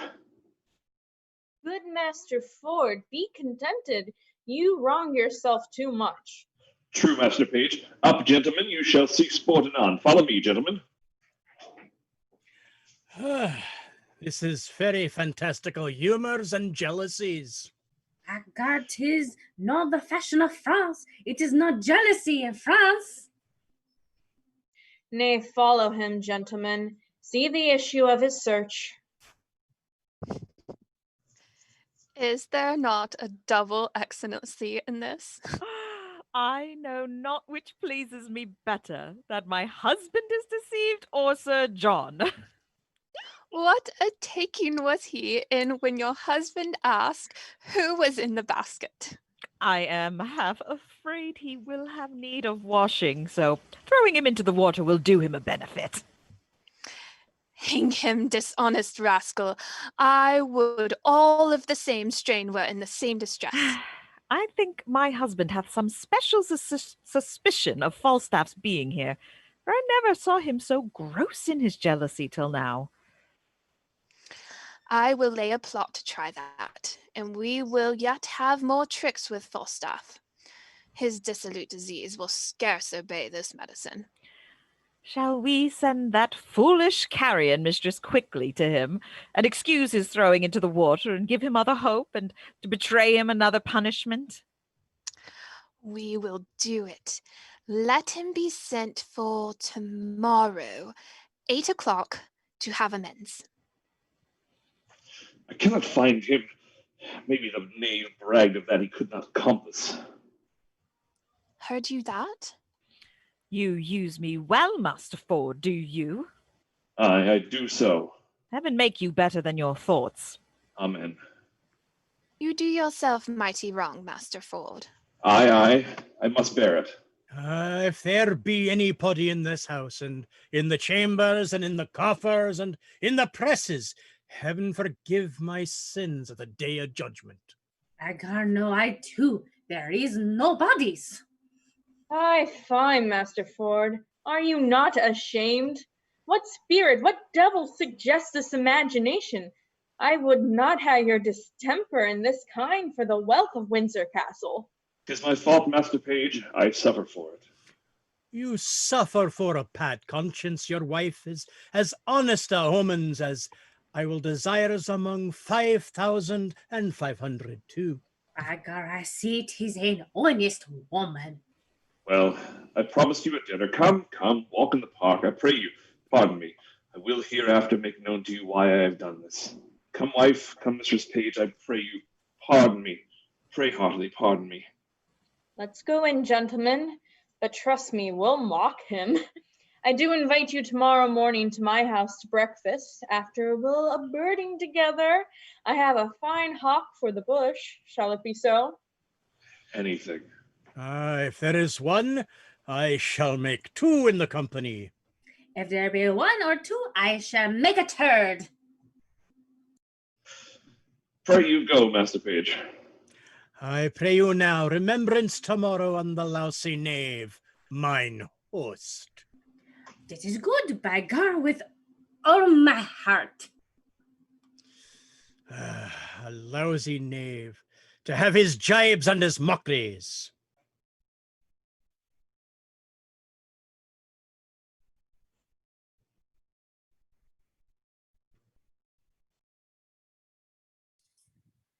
I see I cannot get thy father's love. Therefore, no more turn me to him, sweet Nan. Alas, how then? Why, thou must be thyself. He doth object that I am too great of birth, and that my state being galled with my expense, I seek to heal it only by his wealth. Besides these other bars he lays before me, my riots past, my wild societies, and tells me 'tis a thing impossible I should love thee but as a property. Maybe he tells you true. No, heaven so speed me in my time to come. Albeit I will confess my father's wealth was I will confess thy father's wealth was the first motive that I wooed thee, and yet wooing thee, I found thee of more value than stamps in gold or sums in sealed bags, and 'tis the very riches of thyself that now I aim at. Gentle Master Fenton, yet seek my father's love. Still seek it, sir.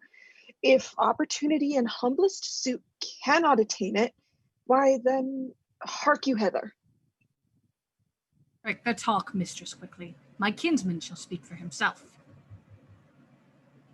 I'll make a shaft or a bolt on it. Slid, 'tis but venturing. Be not dismayed. No, she shall not dismay me. I care not for that, but that I am afeard. Hark ye, Master Slender would like a word with you. I come to him. This is my father's choice. Oh, what a world of vile, ill-favored faults looks handsome in 300 pounds a year. And how does good Master Fenton? Pray you, a word with you? 'Tis coming to her, coz, for thou hadst a father. I had a father, Mistress Anne. My uncle can tell you good jests on him. Pray you, uncle, tell Mistress Anne the jest, how my father stole 2 geese out of a pen, good uncle. Mistress Anne, my cousin loves you. Aye, that I do, as well as I love any woman in Gloucestershire. Will maintain you like a gentlewoman. Aye, that I will. Come, cut the long tail under the degree of a squire. He will make you 150-pound jointure. Good Master Shallow, let him woo for himself. Mary, I thank you for it. I thank you for that good comfort. She calls you, coz. I'll leave you. Now, Master Slender. Now, good Mistress Anne. What is your will? My will? Odds heartlings, that's a pretty jest indeed. I ne'er made my will yet. I thank heaven I am not such a sickly creature. I give heaven praise. I mean, Master Slender, what would you with me? Oh, truly, for mine own part, I would little or nothing with you. Your father and my uncle hath made motions. If it be my luck, so. If not, happy man be his dole. They can't tell you things go better than I can. You may ask your father. Here he comes. Now, Master Slender, love him, daughter Anne. Why, how now? What does Master Fenton here? You wrong me, sir, thus still to haunt my house. I told you, sir, my daughter is disposed of. Nay, Master Page, be not impatient. Good Master Fenton, come not to my child. She is no match for you. Sir, will you hear me? No, good Master Fenton. Come, Master Shallow, come, son Slender, in. Knowing my mind, you wrong me, Master Fenton. Speak to Mistress Page. Good Mistress Page, for that I love your daughter in such a righteous fashion as I do, perforce against all checks, rebukes, and manners, I must advance the colors of my love and not retire. Let me have your goodwill. Good mother, do not marry me to yon fool. I mean it not. I seek you a better husband. That's my master, Master Doctor. Alas, I'd rather be set quick of the earth and bowled to death with turnips. Come, trouble not yourself. Good Master Fenton, I will not be your friend nor enemy.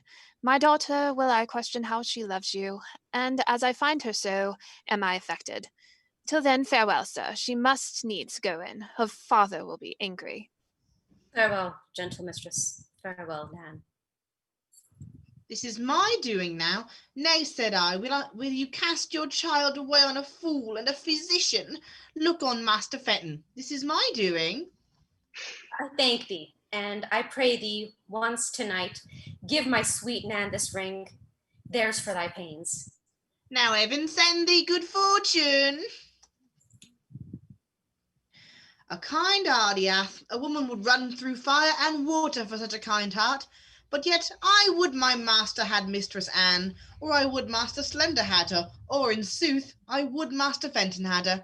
I will do what I can for them all three, for so I have promised, and I'll be as good as my word, but speciously for Mr. Fenton.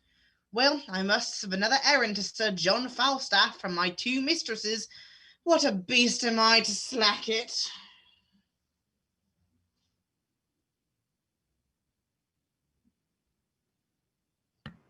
Bardolph, I say. Here, sir. Go, fetch me a quart of sack. Put a toast in it. Have I lived to be carried in a basket, like a barrow of butchers offal, and to be thrown in the Thames?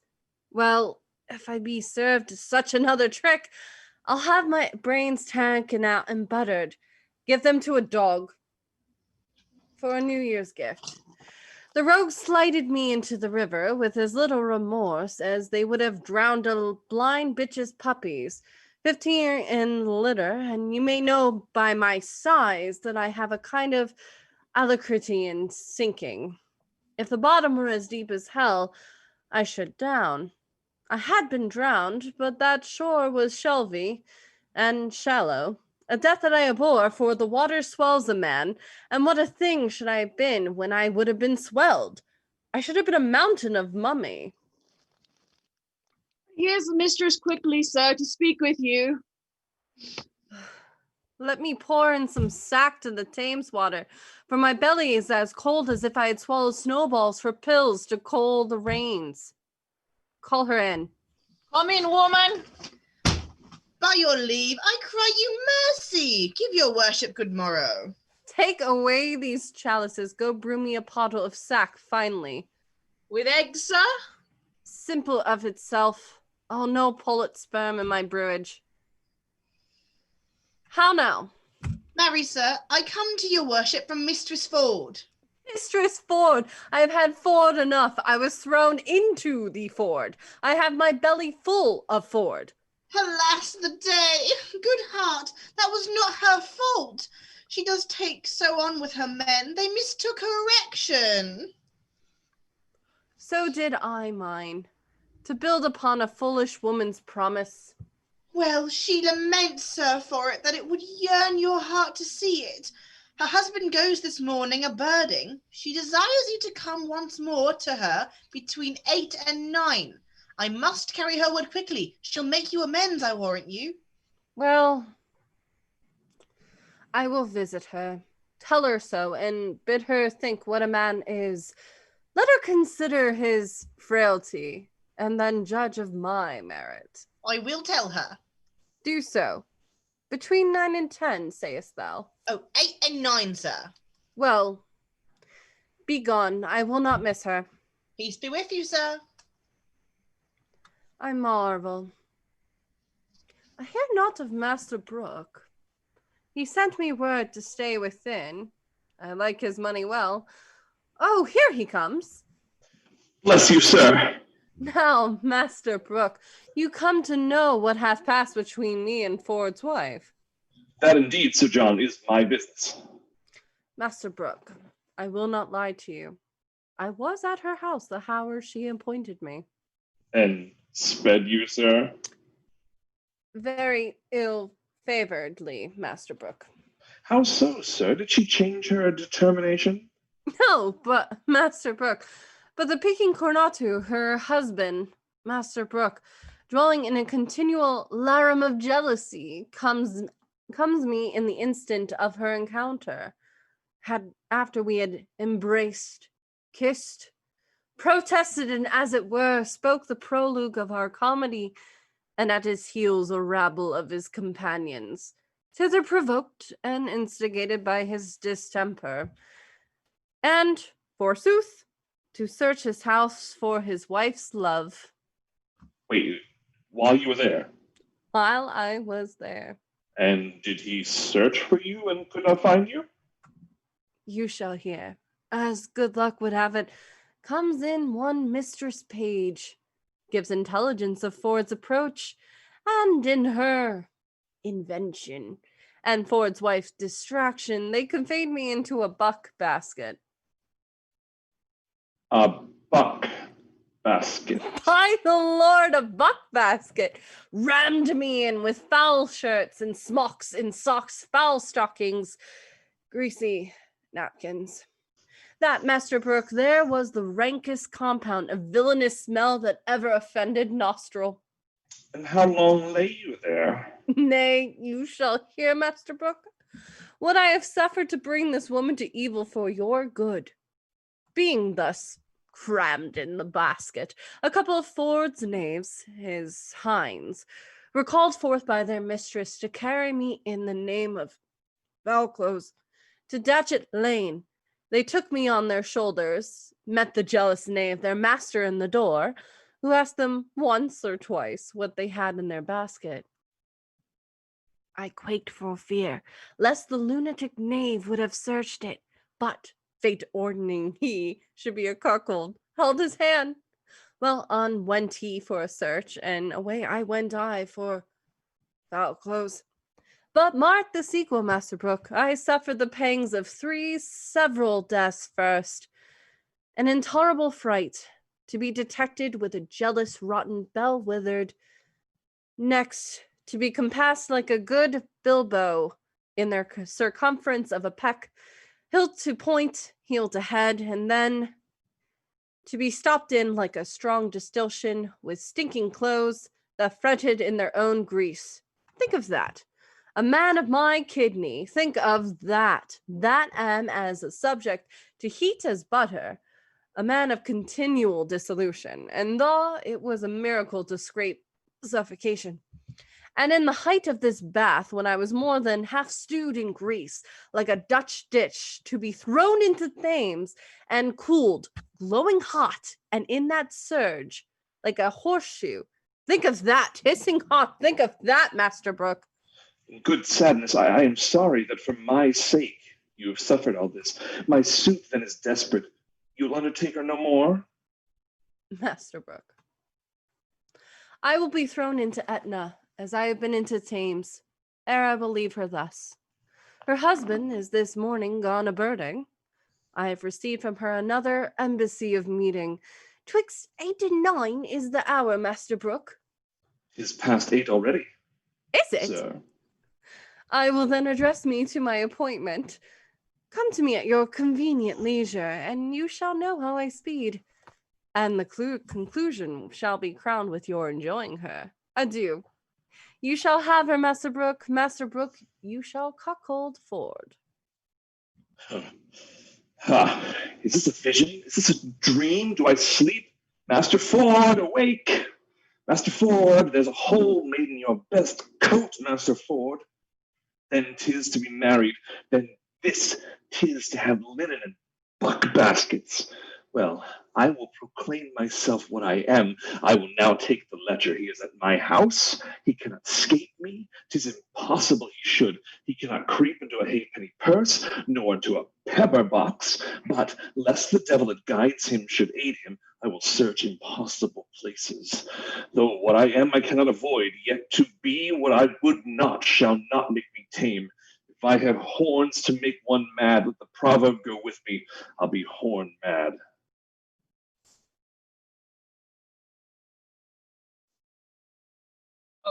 Okay. All the buck basket nonsense. It is my favorite element of this show. And I just learned in a little bit ago in the chat. I know the chat flows really fast for those of you that are trying to watch the action of the show and participate back and forth. We had it popped up earlier that the buck or the horns of a buck are a symbol of cuckoldry, is what I'm supposed to understand. So all of this buckness is, well, you're trying to turn him into a buck, and then you get shoved into a buck basket, and then They're gonna chuck the buck in the river, and like all the bucks, passing the buck, hunting the bucks. Ugh. No bucks given. No bucks given. Oh my gosh. Crammed right into the buck basket. I mean, just all these things happening. And yes, buck hunting. Buck hunting is what we're doing here. And I like how Shakespeare keeps playing on, like, especially in his time, every man's worst fear is turning into a cuckold. Like being cuckolded, that's every man's worst fear. And so out of the fear to have that happen, they're putting themselves into all of the stupids. And the women just play on that fear the whole time. It's the best. It's the best. And so we just had a comment in the chat that said there's a lot of wordplay lost on us that killed in the early 1600s. So that is very true. Yeah, buckaldry. Yeah, why not? Let's bring that word up. That's fine. Okay. Oh my. Play says Act 4, Scene 1. Is he at Master Folds already, thinkest thou?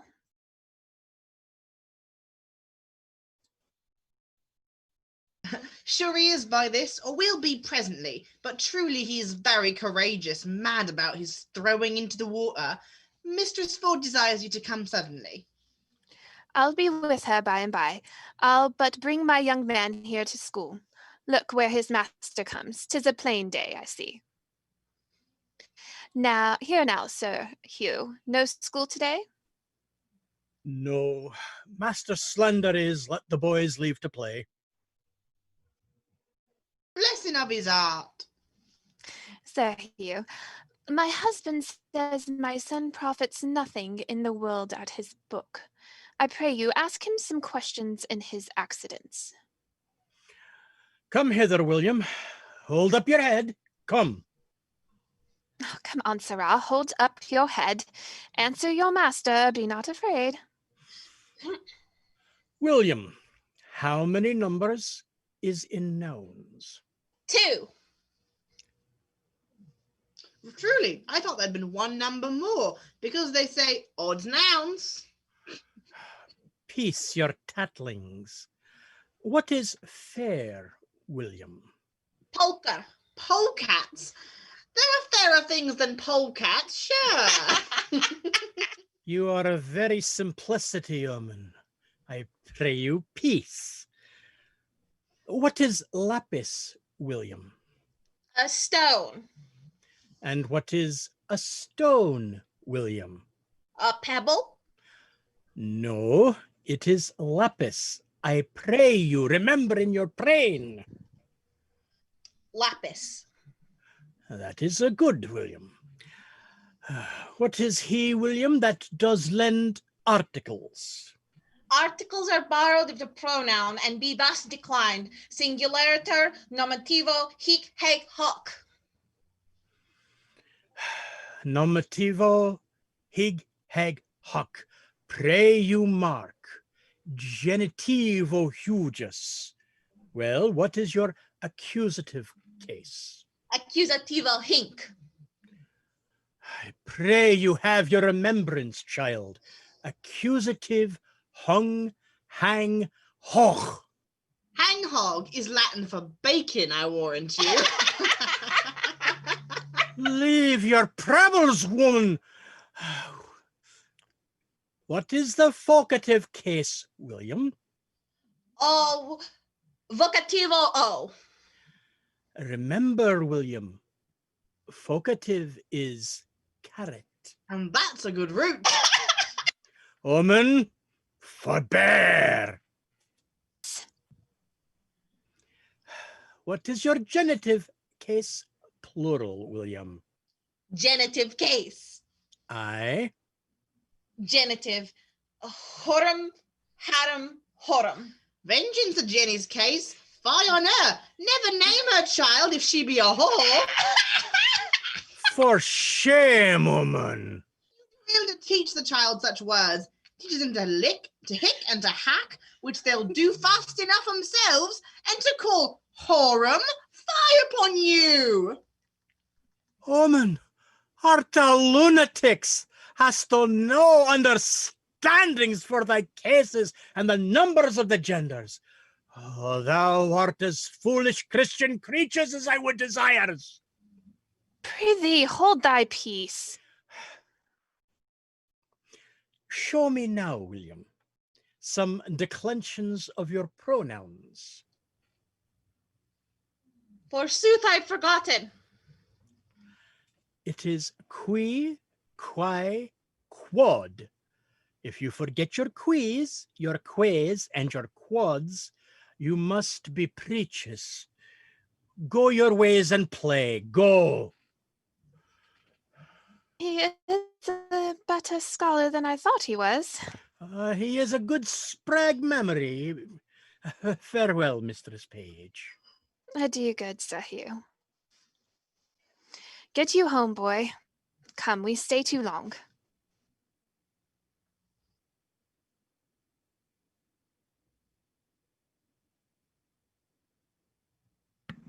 Mistress Ford, your sorrow hath eaten up my sufferance.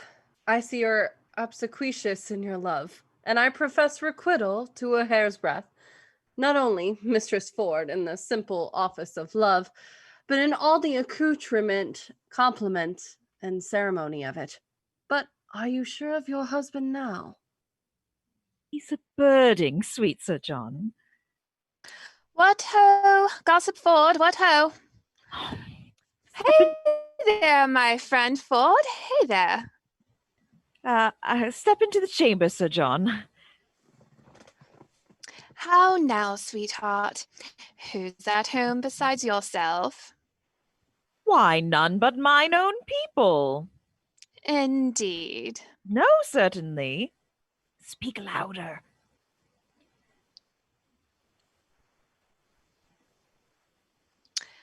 Truly, I am so glad you have nobody here. Why? Really, I'm glad you have no one else here. Why, woman, your husband is in his old loons again. He so takes on yonder with my husband, so rails against all married mankind, so curses all Eve's daughters of what complexion soever, and so buffets himself on the forehead, crying, peer out, that any madness I ever yet beheld seemed but tameness, civility, and patience to this, his distemper he is in now. I am glad the fat knight is not here. Why? Does he talk of him? Of none but him, and swears he was carried out the last time he searched for him in a basket. Protests to my husband he is now here, and hath drawn him and the rest of their company from their sport to make another experiment of his suspicion. But I am glad the knight is not here. Now he shall see his own foolery. How near is he, Mistress Page? Hard by, at street end. He will be here anon. I am undone. The knight is here. Why, then you are utterly shamed, and he's but a dead man. What a woman are you? Away with him, better shame than murder. Oh, which way should he go? How should I bestow him? Shall I put him into the basket again? No, I'll come no more. The basket, may I now go out ere he come? Alas, 3 of Master Ford's brothers watched the door with pistols, that none shall issue out, otherwise you might slip away ere he came. But what make you here? What shall I do? I'll creep up into the chimney. Well, there they always used to discharge their birding pieces. Creep into the kiln hole. Where is it? He will seek there, on my word. Neither press, coffer, chest, trunk, well, vault, but he hath an abstract for the remembrance of such places, and goes to them by his note. There is no hiding you in the house. I'll go out then. If you go out in your own semblance, you die, Sir John. Unless you go out disguised. How might we disguise him? Alas the day, I know not.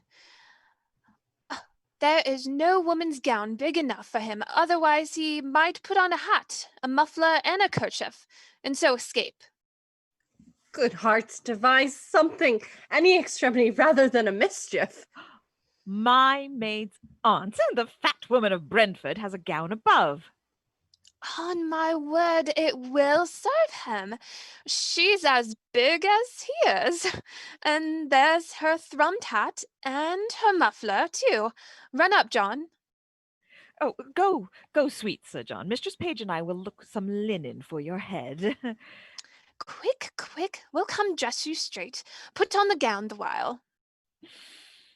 I would my husband would meet him in this shape. He cannot abide the old woman of Brentford. He swears she's a witch, forbade her my house, and hath threatened to beat her. Heaven guide him to thy husband's cudgel, and the devil guide his cudgel afterwards. But is my husband coming? In good sadness he is he, and talks of the basket too, howsoever he hath had intelligence. We'll try that. For I'll appoint my men to carry the basket again, to meet him at the door with it, as they did the last time. Nay, but he'll be here presently.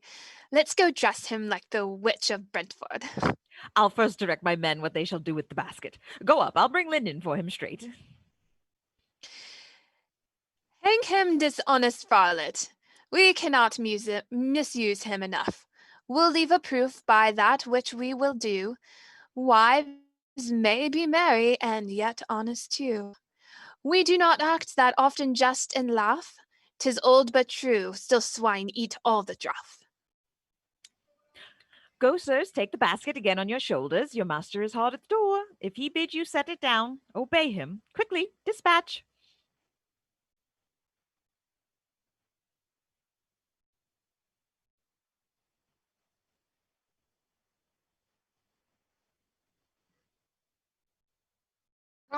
Sorry. Come, take it up. Pray heaven it not be full of night again. I hope not. I had as lief bear so much lead.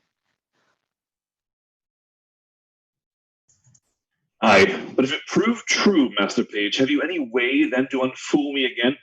Set down the basket, villain. Somebody call my wife. Youth in a basket. Oh, you pandily rascals. There's a knot again a pack conspiracy against me. Now shall the devil be shamed. What? Wife, I say, come forth. Behold what honest clothes you send forth to bleaching. Why, this passes, Master Ford. You are not to go loose any longer. You must be peonied. Aye, this is lunatics. This is mad as mad dog. Indeed, Master Ford, this is not well indeed. So say I too, sir. Come hither, Mistress Ford. Mistress Ford, the honest woman, the modest wife, the virtuous creature, that hath the jealous fool to her husband. I suspect without cause, mistress, do I? Heaven be my witness you do, if you suspect me in any dishonesty. Well said, brazen face. Hold it out. Come forth, sirrah. This passes. Are you not ashamed? Let the clothes alone. I shall find you anon. 'Tis unreasonable. Will you take up your wife's clothes? Come away. Empty the basket, I say. Why, man? Why? Master Pages, I am a man. There was one conveyed out of my house yesterday in this basket. Why may not he be there again? In my house, I am sure he is. My intelligence is true. My jealousy is reasonable. Pluck me out all the linen. If you find man there, he shall die a flea's death. Here's no man. My fidelity, this is not well, Master Ford. This wrongs you.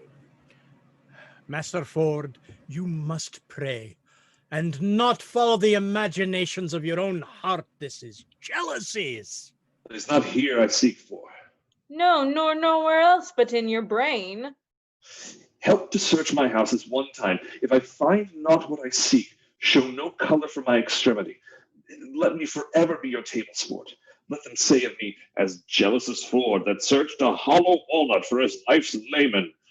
Satisfy me once more search with me. Oh, what ho, Mistress Page! Come you and the old woman down. My husband will come into the chamber. Old woman? What old woman's that? Nay, it is my maid's aunt of Brentford. A witch, a queen, an old cousin and queen. Have I not forbid her in my house? She comes of errands, does she? We are simple men. We do not know what's brought to pass under the profession of fortune telling. She works by charms, by spells, by the figure, and such daubery as this is, beyond our element, we know nothing. Come down, you witch, you hag, you. Come down, I say. Nay, good sweet husband, good gentleman, let him not strike the old woman. Come, mother, come. Give me your hand. I'll prat her. Out of my door, you witch, you hag, you baggage, you polecat, you runyon. Out, out, I'll conjure you, I'll fortune tell you. Oh, are you not ashamed? I think you have killed the poor woman. Nay, he will do it. 'Tis a goodly credit for you. Hang her, witch. By the yea and no, I think the woman is a witch indeed. I like not when a woman has a great beard. I spy a great beard under his muffler. Will you follow, gentlemen? I beseech you follow. See but the issue of my jealousy. If I cry out thus upon no trail, never trust me again when I open again. Let's obey his humor a little further. Come, gentlemen. Trust me. He beat him most pitifully. Nay, by the mass that he did not. He beat him most unpitifully, methought. I'll have the cudgel hollowed and hung o'er the altar. It hath done meritorious service. What think you? May we, with the warrant of womanhood and the witness of a good conscience, pursue him with any further revenge? The spirit of wantonness is sure scared out of him. If the devil have him not in fee simple with fine and recovery, he will never, I think, in the way of waste attempt us again. Shall we tell our husbands how we have served him? Yes, by all means, if it be but to scape the figures out of your husband's brains. If they can find in their hearts the poor unvirtuous fat knight shall be any further afflicted, we too will still be the ministers. I warrant they'll have him publicly shamed, and methinks there would be no period to the jest, should he not be publicly shamed. Come to the forge with it then. Shape it. I would not have things cool.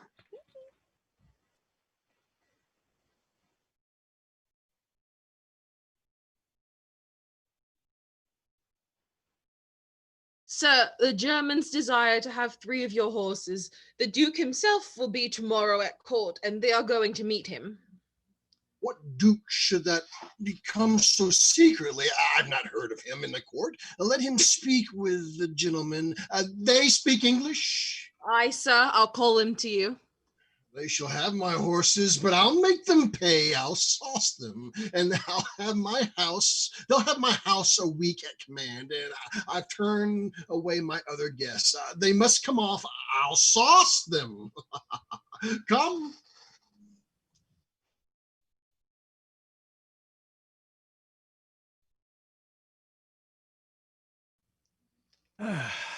Tis one of the best discretions of a woman as ever I did look upon. And did he send you both these letters at an instant? Within a quarter of an hour. Oh, pardon me, wife. Henceforth, do what thou wilt. I rather will suspect the sun with cold than thee with wantonness. Now doth thy honor stand in him that was of late heretic, as firm as faith. 'Tis well, no more. Be not as extreme in submission as in offense. But let our plot go forward. Let our wives yet once again to make us public sport. Appoint a meeting with this old fat fellow, where we may take him and disgrace him for it. There's no better way than that they spoke of. How? To send him word they'll meet him in the park at midnight? Fie, he'll never come. You say he has been thrown in the rivers and has been grievously beaten as an old woman. Methinks there should be terrors in him that he should not come. Methinks his flesh is punished. He shall have no desires. So think I too. Devise but how you'll use him when he comes, and let us two devise to bring him thither. There is an old tale goes that Herne the Hunter, sometimes a keeper here in Windsor Forest, doth all the winter time at still midnight walk round about an oak, with great ragged horns, and there he blasts the tree and takes the cattle and makes milchkin yield blood and shakes a chain in a most hideous and dreadful manner. You have heard of such a spirit, and well you know the superstitious idol Helded Eld received and did deliver to our age this tale of Herne the Hunter for a truth. Why, yet there want not many that do fear in deep of night to walk by this Herne's oak. But what of this? Marry, this is our device. That Falstaff at that oak shall meet with us. Well, let it not be doubted, but he'll come. And in this shape, when you have brought him thither, what shall be done with him? What is your plot? That likewise have we thought upon in thus. Nan Page, my daughter, and my little son, in 3 or 4 more of their growth, will dress like urchins, oofs, and fairies, green and white, with rounds of waxen tapers on their heads and rattles in their hands, upon a sudden, as Falstaff, she and I, are newly met, let them from forth a saw pit rush at once with some diffuse song. Upon the sight, we two in great amazedness will fly. Then let them all encircle him about in a fairy-like to pinch the unclean knight, and ask him why, that hour of fairy revel, in their so sacred paths he dares to tread in shape profane. Until he tell the truth, let the supposed fairies pinch him sound and burn him with their tapers. The truth being known, we'll all present ourselves, dishorn the spirit, and mock him home to Windsor. Children must be practiced well to do this, or they'll ne'er do it. I will teach the children their behaviors, and I will be like a jackanapes also to burn the night with my taper. That would be excellent. I'll go and buy them vizards. My nun shall be the queen of all the fairies, finely attired in a robe of white. That silk will I go buy. And in that time shall Master Slender steal my Nan away and marry her at Eton. Go send Falstaff straight. Nay, I'll to him again in the name of Brooke. He'll tell me all his purpose, sure he'll come. Fear not you that. Go get his properties and tricking for our fairies. Let us about it. It is admirable pleasures and very honest knaveries.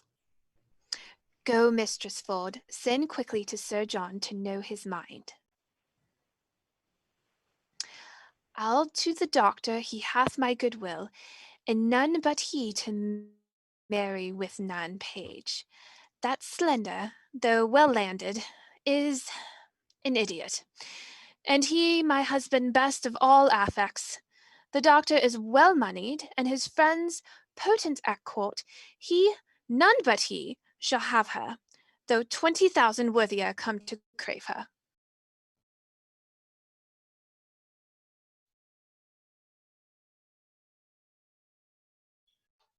What wouldst thou have, boar? What, thick skin? Speak, breathe, discuss. Brief, short, quick, snap. Marry, sir, I come to speak with Sir John Falstaff from Master Splendor.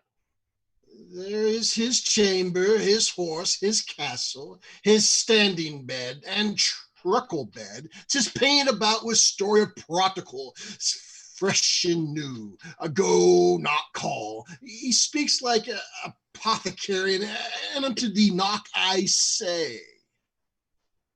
There's an old woman, a fat woman, going up to his chamber. I'll be bold as to say, sir, till she come down, I come to speak with her indeed. A fat woman? The knight may be robbed. I'll call, bully knight, bully Sir John, speak from the lungs military. Art thou there? Is thine host, thine Ephesian calls? How now, mine host? Here there be a Bohemian Tartar tarries the coming. Down thy fat lady, let her descend. Bully, let her descend. My chambers are audible. Privacy, fie. There was, mine host, an old fat woman even now with me, but she's gone. Pray you, sir, was not the wise woman of Brentford? Aye, marry it was. Muscle Shell, what would you with her? Oh, my master, Sir Master Splendor, sent to her, seeing her go through the streets to know her, sir, whether one nymph, that beguiled him of a chain had the chain or no. I spake with the old woman about it. And what says she, I pray, sir? Marry, she says that very same man that beguiled Master Splendor of his chain cozened him of it. I could have spoken with the woman herself. I had other things to have spoken with her to from him. What are they? Let us know. I come quick. I may not conceal them, sir. Conceal them, or thou digest. Why, sir, they were nothing but about mistress and page, to know if it were my master's fortune to have her or no. 'Tis his fortune. What, sir? To have her, or no. Go, say the woman told me so. May I be so bold as to say so, sir? I, sir, like who more bold? I thank you, your worship, thank you. I shall make my master glad with these tidings. Thou art clerky, Sir John. Was there a wise woman with thee? Aye, that there was, mine host. One that hath taught me more wit than ever I learned before in my life, and I paid nothing for it neither, but was paid for my learning. Oh, alas, sir, mere cousinage. What? Where be my horses? Speak well of them, Valerio. Run away with the cozeners, for so soon as I came beyond Eton, they threw me off from behind one of them in a slough of mire, and set spurs away like 3 German devils, 3 Dr. Faustuses. They are gone but to meet the Duke. Villain! Do thou say they be fled? Germans are honest men.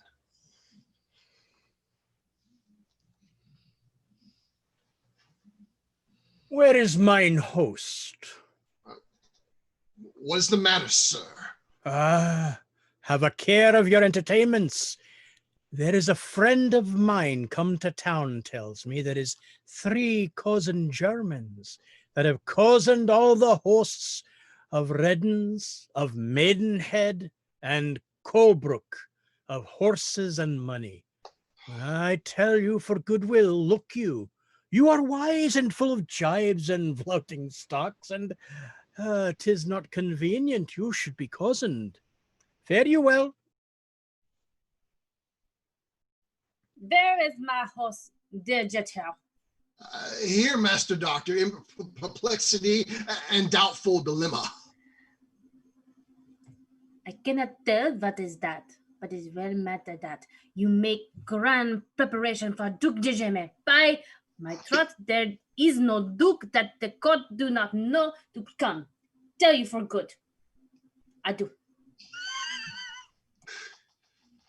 Hue and cry, villain, go, assist me, knight, I am undone. Fly, run, hue and cry, villain, I am undone. I would all the world might be cozened, for I have been cozened and beaten too.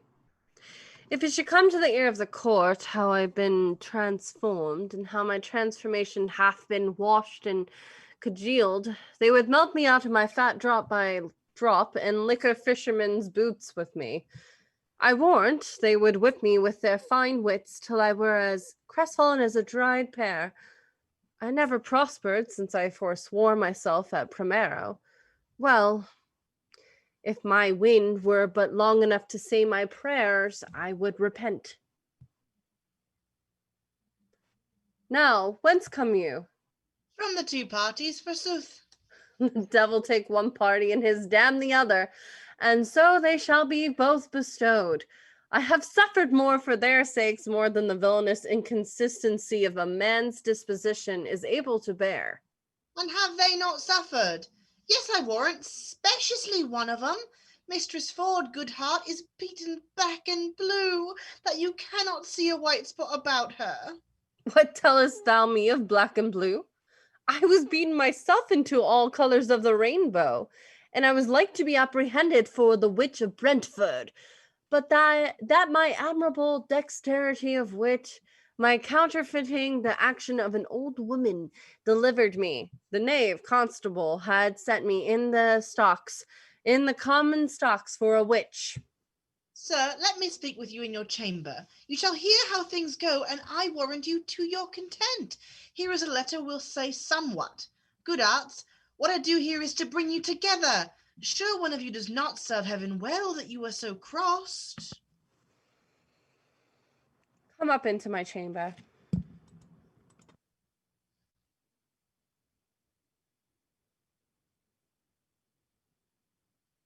Master Felton, talk not to me. My mind is heavy. I will give over all. Yet hear me speak. Assist me in my purpose, and as I am a gentleman, I'll give thee 100 pound in gold more than your loss. Well, I will hear you, Master Felton. I will at least keep your counsel. From time to time, I have acquainted you with the dear love I bear to fair Anne Page, who mutually have answered my affection, so far forth as herself might be her chooser even to my wish. I have a letter from her of such contents as you will wonder at, the mirth whereof so larded with my matter, that neither singly can be manifested without the show of both. Fat Falstaff hath a great scene, the image of the jest. I'll show you here at large. Hark, good mine host, tonight at Herney's Oak, just twixt 12 and 1, must my sweet Nan present the fairy queen. The purpose why is here, in which disguise, while other jests are something rank on foot, her father hath commanded her to slip away with Slender with him at Eton, immediately to marry.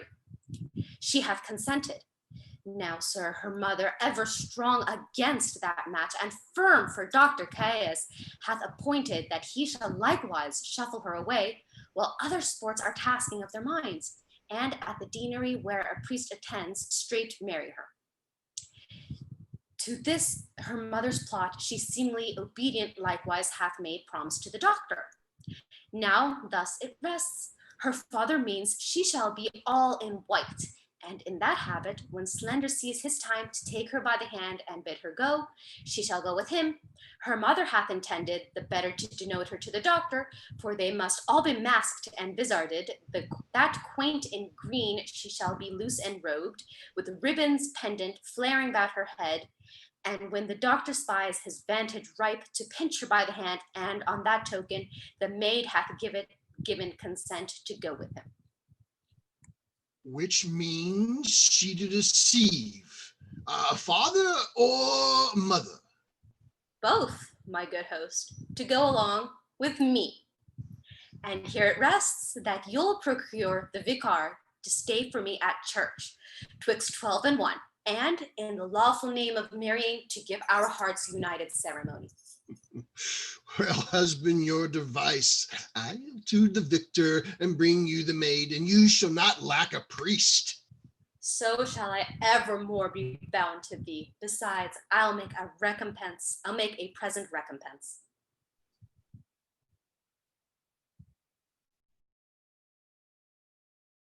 So if you thought they'd done him dirty by now, it's just about to go every which way here.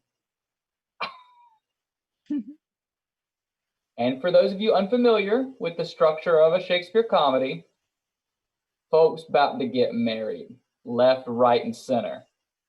We gotta get them all hitched before the curtain's done. And if you want to, something we do in our private reads is we take kind of a running bet of how many weddings will there be by the end of the show. I mean, no cheating on the people that know the script. Enough of us know how many weddings are here. But if you want to do an over-under on weddings, it's a good game for a Shakespeare comedy. Forsooth. We are forsoothing all over the place tonight as well. Well, with all that said, the ultimate trap for Falstaff is set. So by gar, let's spring it. Places for Act 5, Scene 1. Prithee, no more prattling. Go. I'll hold. This is the third time. I hope good luck lies in odd numbers. Away I go. They say there is divinity in odd numbers, either in nativity, chance, or death. Away.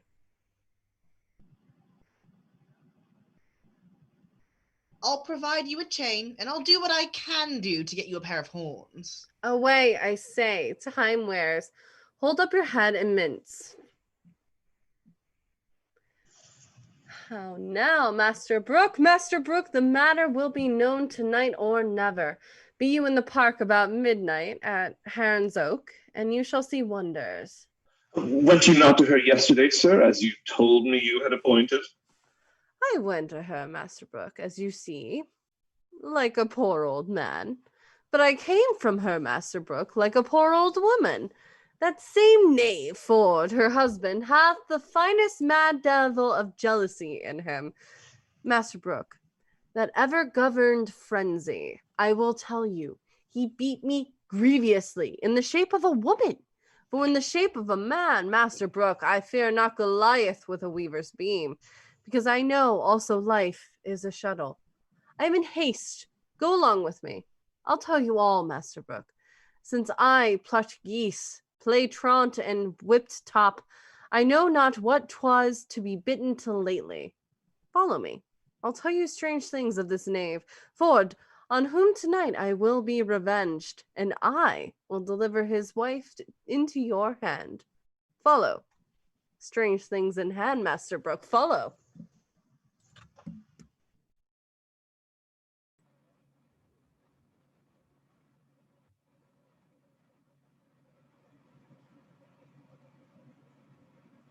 Come, come, we'll couch ill the castle ditch till we see the light of our fairies. Remember some splendor, my daughter. Aye, forsooth, I have spoke with her, and we have a nay word how to know one another. I come to her in white, and cry, Mum, and she cries, Budget, and by that we know one another. That's good, too. But what needs either your mum or her budget? The white will decipher her well enough. It hath struck 10 o'clock. The night is dark. Light and spirits will become it well. Heaven prosper our sport. No man means evil but the devil, and we shall know him by his horns. Let's away. Follow me.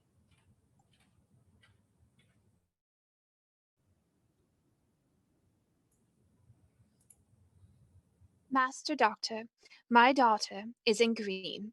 When you see your time, take her by the band, away with her to the deanery, and dispatch it quickly. Go before it into the park. We two must go together. I know what I have to do. Adieu. Fare you well, sir. My husband will not rejoice so much at the abuse of Falstaff as he will chafe at the doctor's marrying my daughter. But 'tis no matter. Better a little chiding than a great deal of heartbreak. Where is Nan now, and her troop of fairies, and the Welsh devil, Hugh? They are all couched in a pit hard by Hearn's oak with obscured lights, which at the very instant of Falstaff's and our meeting, they will at once display to the knight. Oh, that cannot choose but amaze him. If he be not amazed, he will be mocked. And if he be amazed, he will every way be mocked. We'll betray him finely. Against such lutesters and their lechery, those that betray them do no treachery. The hour draws on. To the oak, to the oak!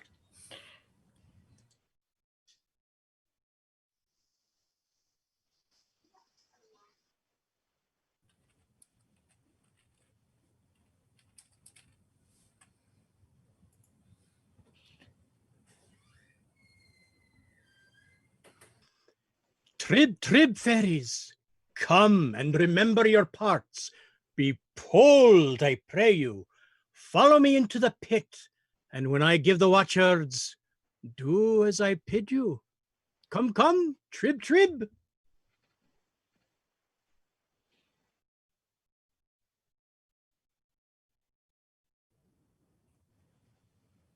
Ding! The Windsor bell hath struck 12. The minute draws on. Now the hot-blooded gods assist me. Remember, Jove, thou wast a bull for thy Europa. Love set on thy horns, oh powerful love, that, in some respects, makes a beast a man, in some other, a man a beast. You were also Jupiter, a swan for the love of Leda. O omnipotent love, how near the god drew to the complexion of a goose. A fault done first in the form of a beast. O Jove, a beastly fault. And then another fault in the semblance of a fowl. Think on it, Jove, a foul fault. When gods have hot backs, what shall poor men do? For me, I am here a Windsor stag, and the fattest, I think, in the forest. Send me a cool rut time, Jove, or who can blame me to piss my tallow? Who comes here? My doe? Sir John, art thou there, my dear, my male dear? My doe with the black sky, let the sky rain potatoes. Let it thunder to the tune of green sleeves. Hail, kissing comfits in snow erigos. Let there come a tempest of provocation. I will shelter me here. Oh, Mistress Page is come with me, sweetheart. Divide me like a bribe buck, each a haunch. I will keep my sides to myself, my shoulders for a fellow of this walk, and my horns I bequeath your husbands. Am I a woodman? Ha! Speak I like Herne the hunter. Why, now is Cupid a child of conscience. He makes restitution, as I am a true spirit. Welcome. Alas, what noise? Heaven forgive our sins. What should this be? Away, away. I think the devil will not have me damned, lest the oil that's in me shall set hell on fire. He would never else cross me thus. Fairies, black, green, grey, and white, your moonshine revellers and shades of night, you orphan heirs of fixed destiny, attend your office and your quality. Cry a hobgoblin, make the fairy oys. Elves, list your names. Silence, you airy toys. Cricket, to Windsor chimneys shalt thou leap? Where fires thou find'st unraked and hearths unswept, there pinch the maids as blue as bilberry. Our radiant queen hates sluts and sluttery. They are fairies. He that speaks to them shall die. I'll wink and couch. No man their works must I. Where's bede? Go ye, and where you find a maid that ere she sleep has thrice her prayers said, raise up the organs of her fantasy. Sleep she as sound as careless infancy. But those as sleep and think not of their sins, pinch them, arms, legs, backs, shoulders, sides, and shins. About, such Windsor castle, elves within and out, strew good luck orbs on every sacred room, that it may stand till the perpetual doom, in state as wholesome as the state is fit, worthy the owner and the owner it. The several chairs of order look you scour, with juice of balm and every precious flower, each fair instalment, coat and several crest, with knightly blazon evermore be blessed. And nightly meadow fairies look you sing, like to the garter's compass in a ring. The expression that it bears, green let it be, more fertile fresh than all the field to see. And honey soot qui me pense, right in emerald tufts, purple, blue, and white. Let sapphire, pearl, and rich embroidery, buckled below fair knighthood's bending knee. Fairies use flowers for their charactery. Away, disperse, but till 'tis 1 o'clock, our dance of custom round about the oak, of Herne the Hunter let us not forget. Pray you, look hand in hand, lock yourselves in order set, and 20 glowworms shall our lanterns be, to guide our measure round about the tree. But stay, I smell a man of Middle Earth. Heavens defend me from that Welsh fairy, lest he transform me to a piece of cheese. Vile worm, thou wast overlooked even in thy birth. With trial fire touch me his finger end. If he be chaste, the flame will back descend, and turn to him no pain. But if he start, it is the flesh of a corrupted heart. A trial, come! Come, will this wood take fire? Oh! Corrupt and tainted in desire. About him, fairies, sing a scornful rhyme, and as you trip, still pinch him to your time. Fie on sinful fantasy, fie on lust and luxury. Lust is but a bloody fire, kindled with unchaste desire, fed in heart whose flames aspire, as thoughts do blow them higher and higher. Pinch him, fairies, mutually, pinch him for his villainy. Pinch him and burn him and turn him about, till candles and starlight and moonshine be out. Nay, do not fly. I think we have watched you now. Will none but Herne the Hunter serve your turn?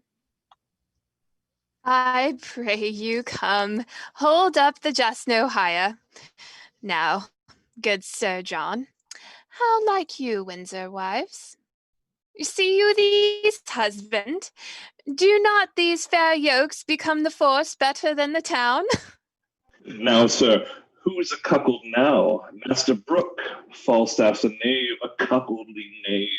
Here are his horns, Master Brooke, and Master Brooke, he hath enjoyed nothing affords but his buck basket, his cudgel, and 20 pounds of his money, which must be paid to Master Brooke. His horses are arrested for it, Master Brooke. Sir John, we have had ill luck. We could never meet. I will never take you for my love again, but I always count you my dear. I do begin to perceive that I am made an ass. I and an ox too. Both proofs are extant. And these are not fairies? I was 3 or 4 times in the thought that they were not fairies, and yet the guiltiness of my mind, the sudden surprise of my powers, drove the grossness of the foppery into a received belief, in despite of the teeth of all rhyme and reason, that they were fairies. See now how wit may be made a jackalent, when 'tis upon ill employment. Sir John Falstaff, serve God, and leave your desires, and fairies will not pinch you. Well said, Fairy Hugh. And leave your jealousies too, I pray you. I will never mistrust my wife again till thou art able to woo her in good English. Have I laid my brain in the sun and dried it, that it wants matter to prevent so gross o'erreaching as this? Am I ridden with a Welsh goat too? Shall I have a coxcomb of a frizz? 'Tis time I were choked with a piece of toasted cheese.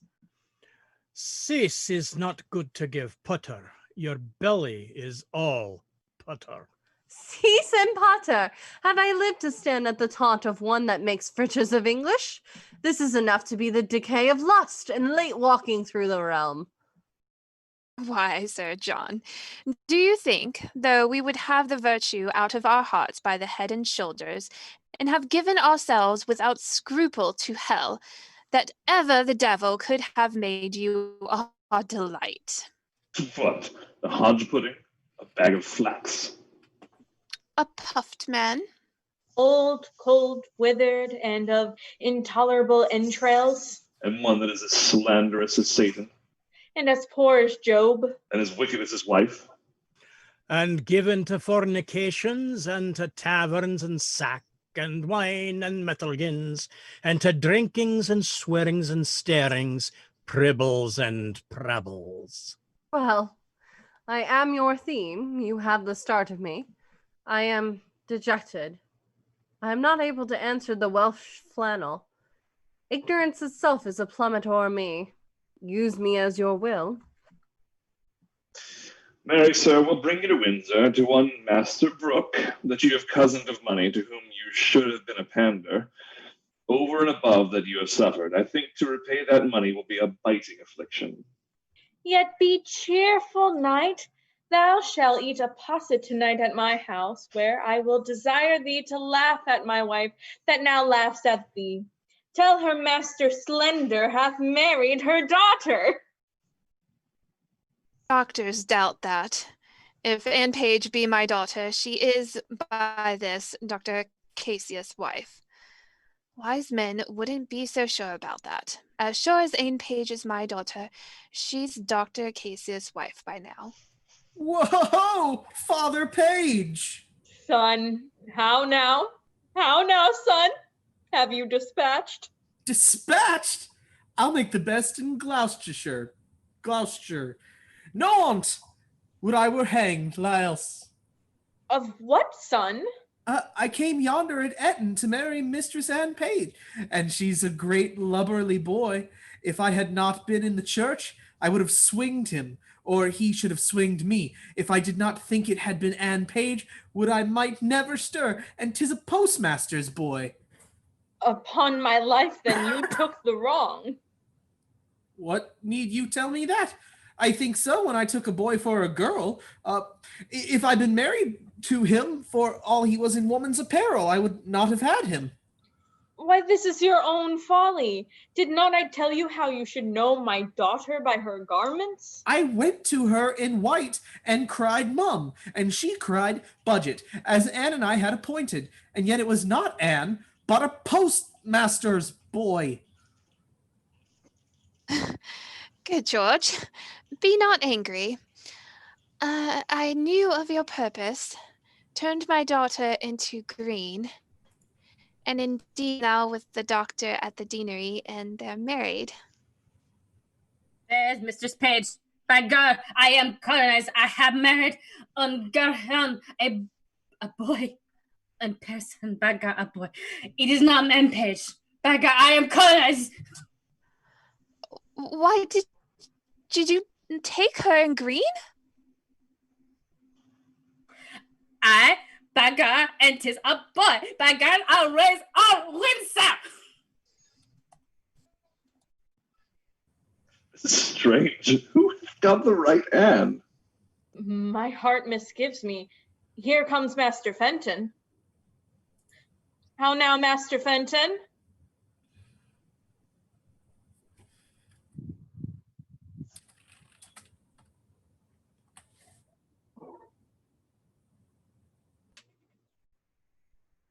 Pardon, good father, good my mother, pardon. Now, mistress, how chance you went not with Master Slender? Why went you not with Master Doctor, maid? You do amaze her. Hear the truth of it. You would have married her most shamefully, where there was no proportion held in love. The truth is, she and I long since contracted, are now so sure that nothing can dissolve us, are now so, the offense is holy that she hath committed, and this deceit loses the name of craft, of disobedience, of unduteous title, since therein she doth evitate and shun 1,000 irreligious cursed hours, which forced marriage would have brought upon her. Stand not amazed, here is no remedy. In love the heavens themselves do guide the state. Money buys lands, and wives are sold by fate. I am glad, though you've taken a special stand to strike at me, that your arrow hath glanced. Well, what remedy? Fenton, heaven give thee joy. What cannot be eschewed must be embraced. When night dogs run, all sorts of deer are chased. Well, I will muse no further. Master Fenton, heaven give you many, many merry days. Good husband, let us every one go home and laugh the sport o'er by a country fire, Sir John and all. Let it be so, Sir John. To Master Brooke you yet shall hold your word, for tonight he shall lie with Mistress Ford.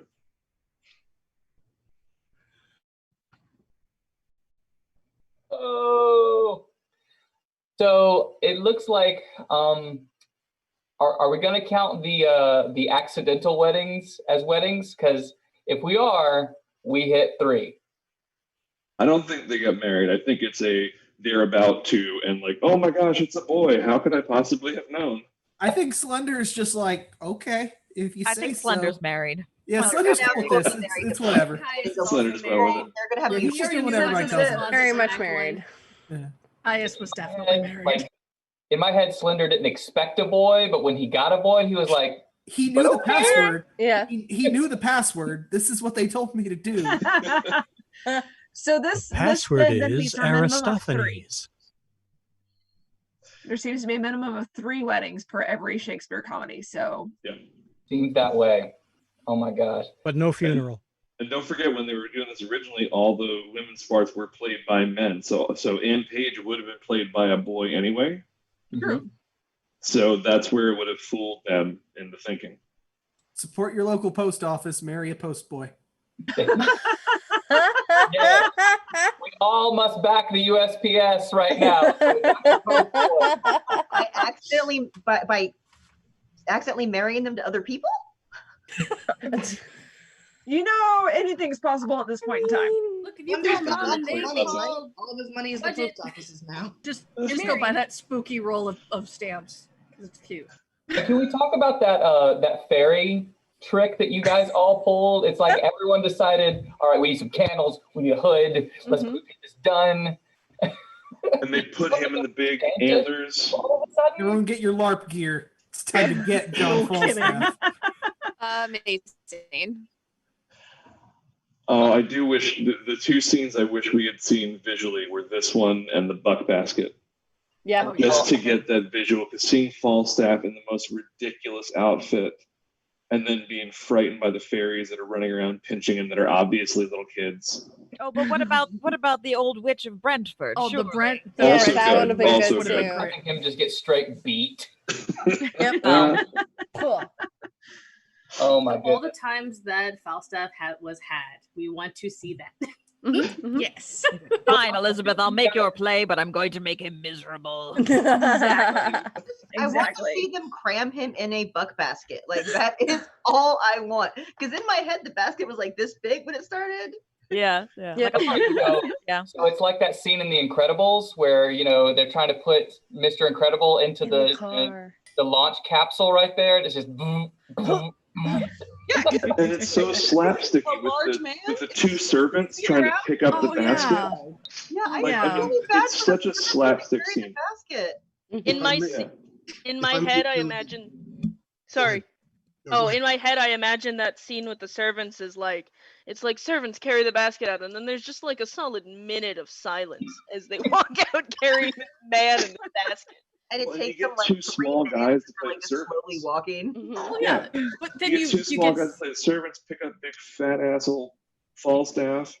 You do it the sneaky way so you don't kill the actors and just have like the hollow bottom and drop them through the stage. I want Mind realism all in the my strain of lifting this fat Falstaff out of there.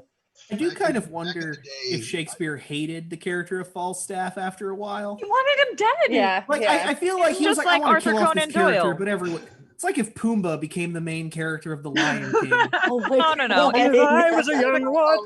But no, so he did kill Falstaff, did. and the queen was like, I will have no truck with this, and you will bring him back, and This you will make ruins him my money, whole and so Tumblr OC we have the story. show. Yeah, he dies off stage in Henry V. Yeah. Yes. And he's in Henry V. He's younger, but he's still a big fat knight, friend of Henry's. And there is so many just non-stop jokes about his size in that one, and she thought it was hilarious.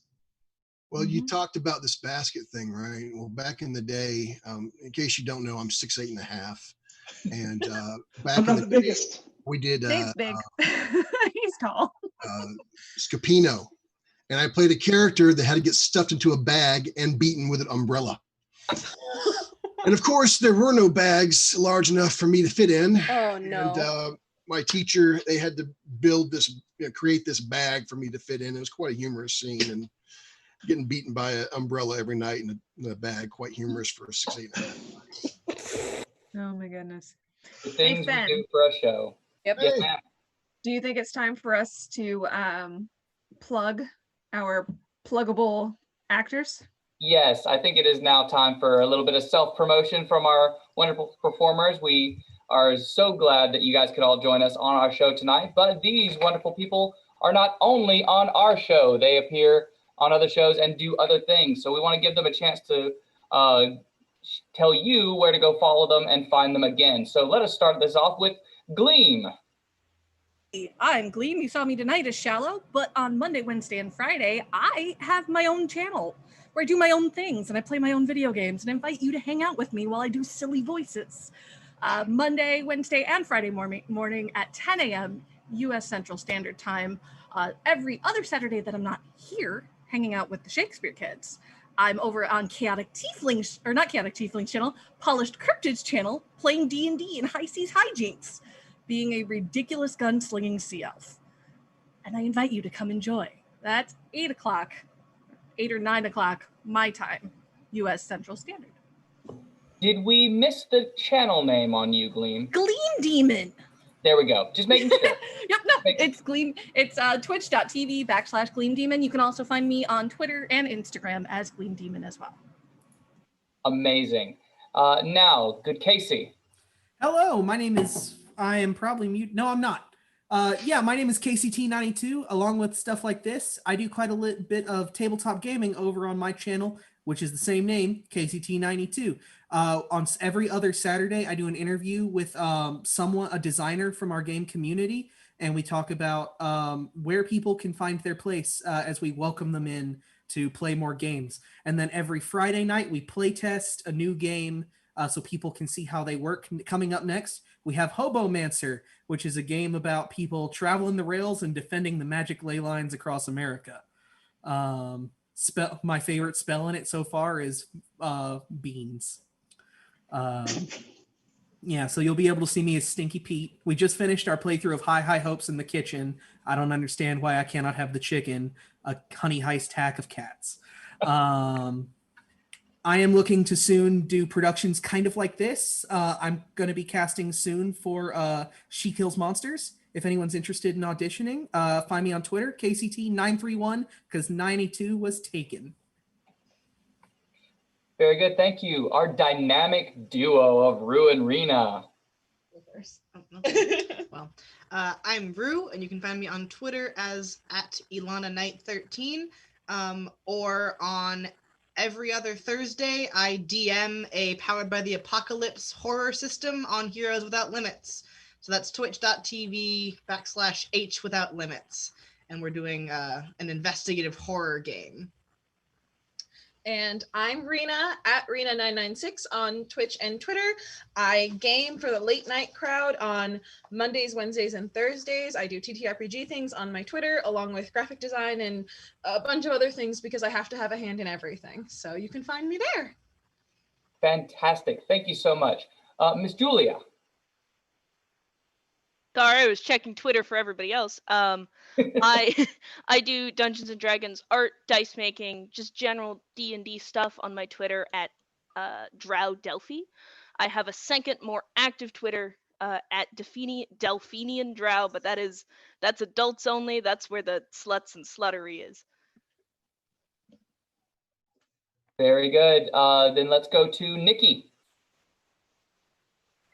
Hi everyone, I was your Dr. Kaustis tonight, but every other night I am your Scuzzimal Tea Buckets, your Goblin Rogue at Final Show Films. You can catch me every Thursday playing that again on Final Show Films. I also do a one-shot every other Monday with them called Bi-Weekly One-Shots, where I get a bunch of bisexual individuals together. We just play a bunch of one-shots because that's the kind of brand that I have.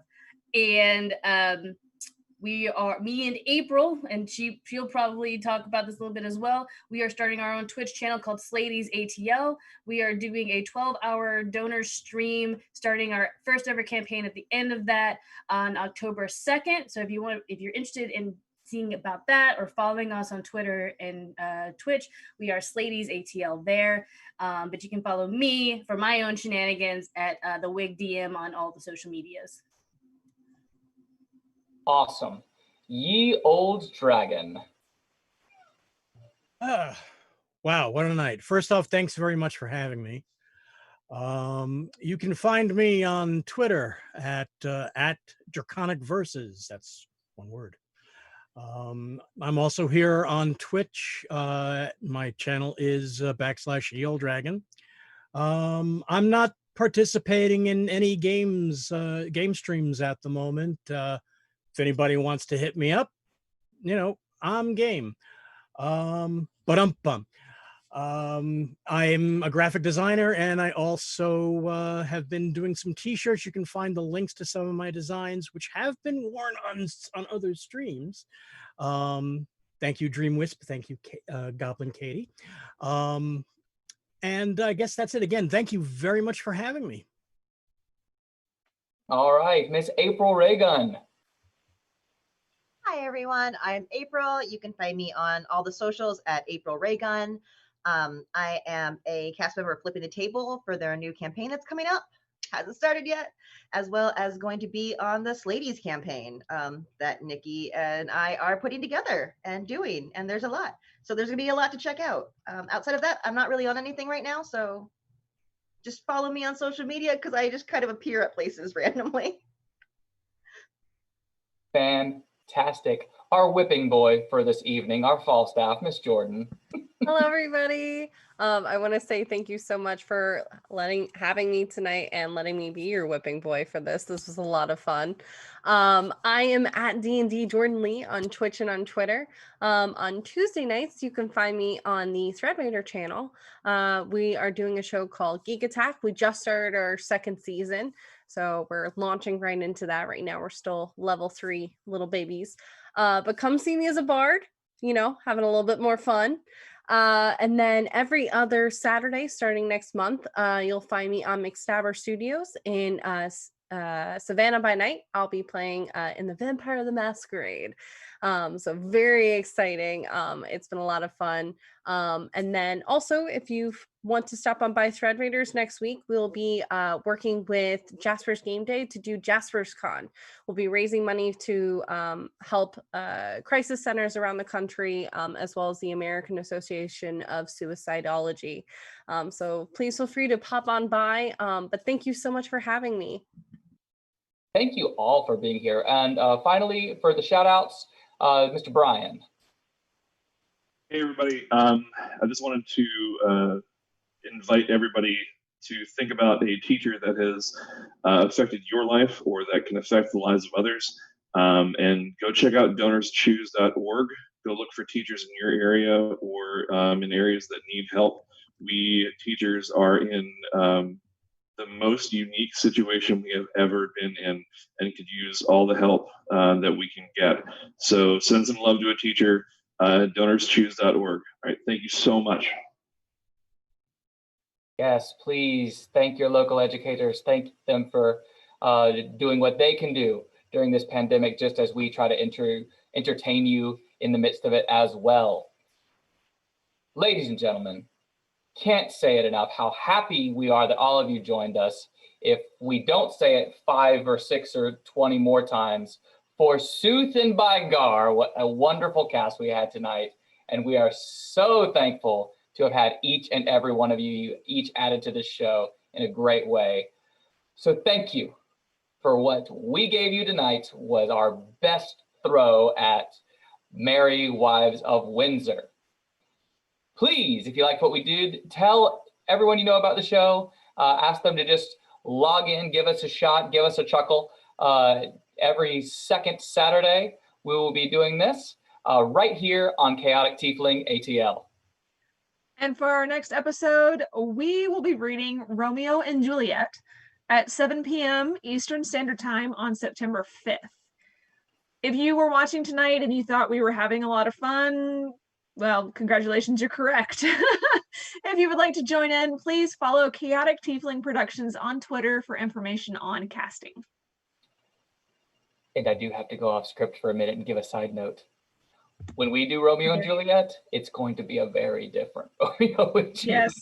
Yes, it will. This will not be a straight played production of Romeo and Juliet, I promise. It's going to be on par with what you would expect from Finn and I. We are on the Chaotic Tiefling channel. We have to stay on brand. Exactly. Please, if you enjoyed what you saw tonight, toss a sub to any of the Twitchers that you see around here. Show some love to our dear friend, Babs the Bat. Babs, give a holler. We love our Oracle so very much for producing this show on her channel. Without her hard work, we would not be able to bring any of this to you. And if you would like to follow myself or Miss Skellington, you can find us on Twitter at Bloodhaven Bard and at Jessica Skell. Until the next one, be good to yourself and be good to each other. We will all get through this and back under the stage lights once more. Give us your hands if we be friends. We love you. We'll miss you. Till it's showtime again.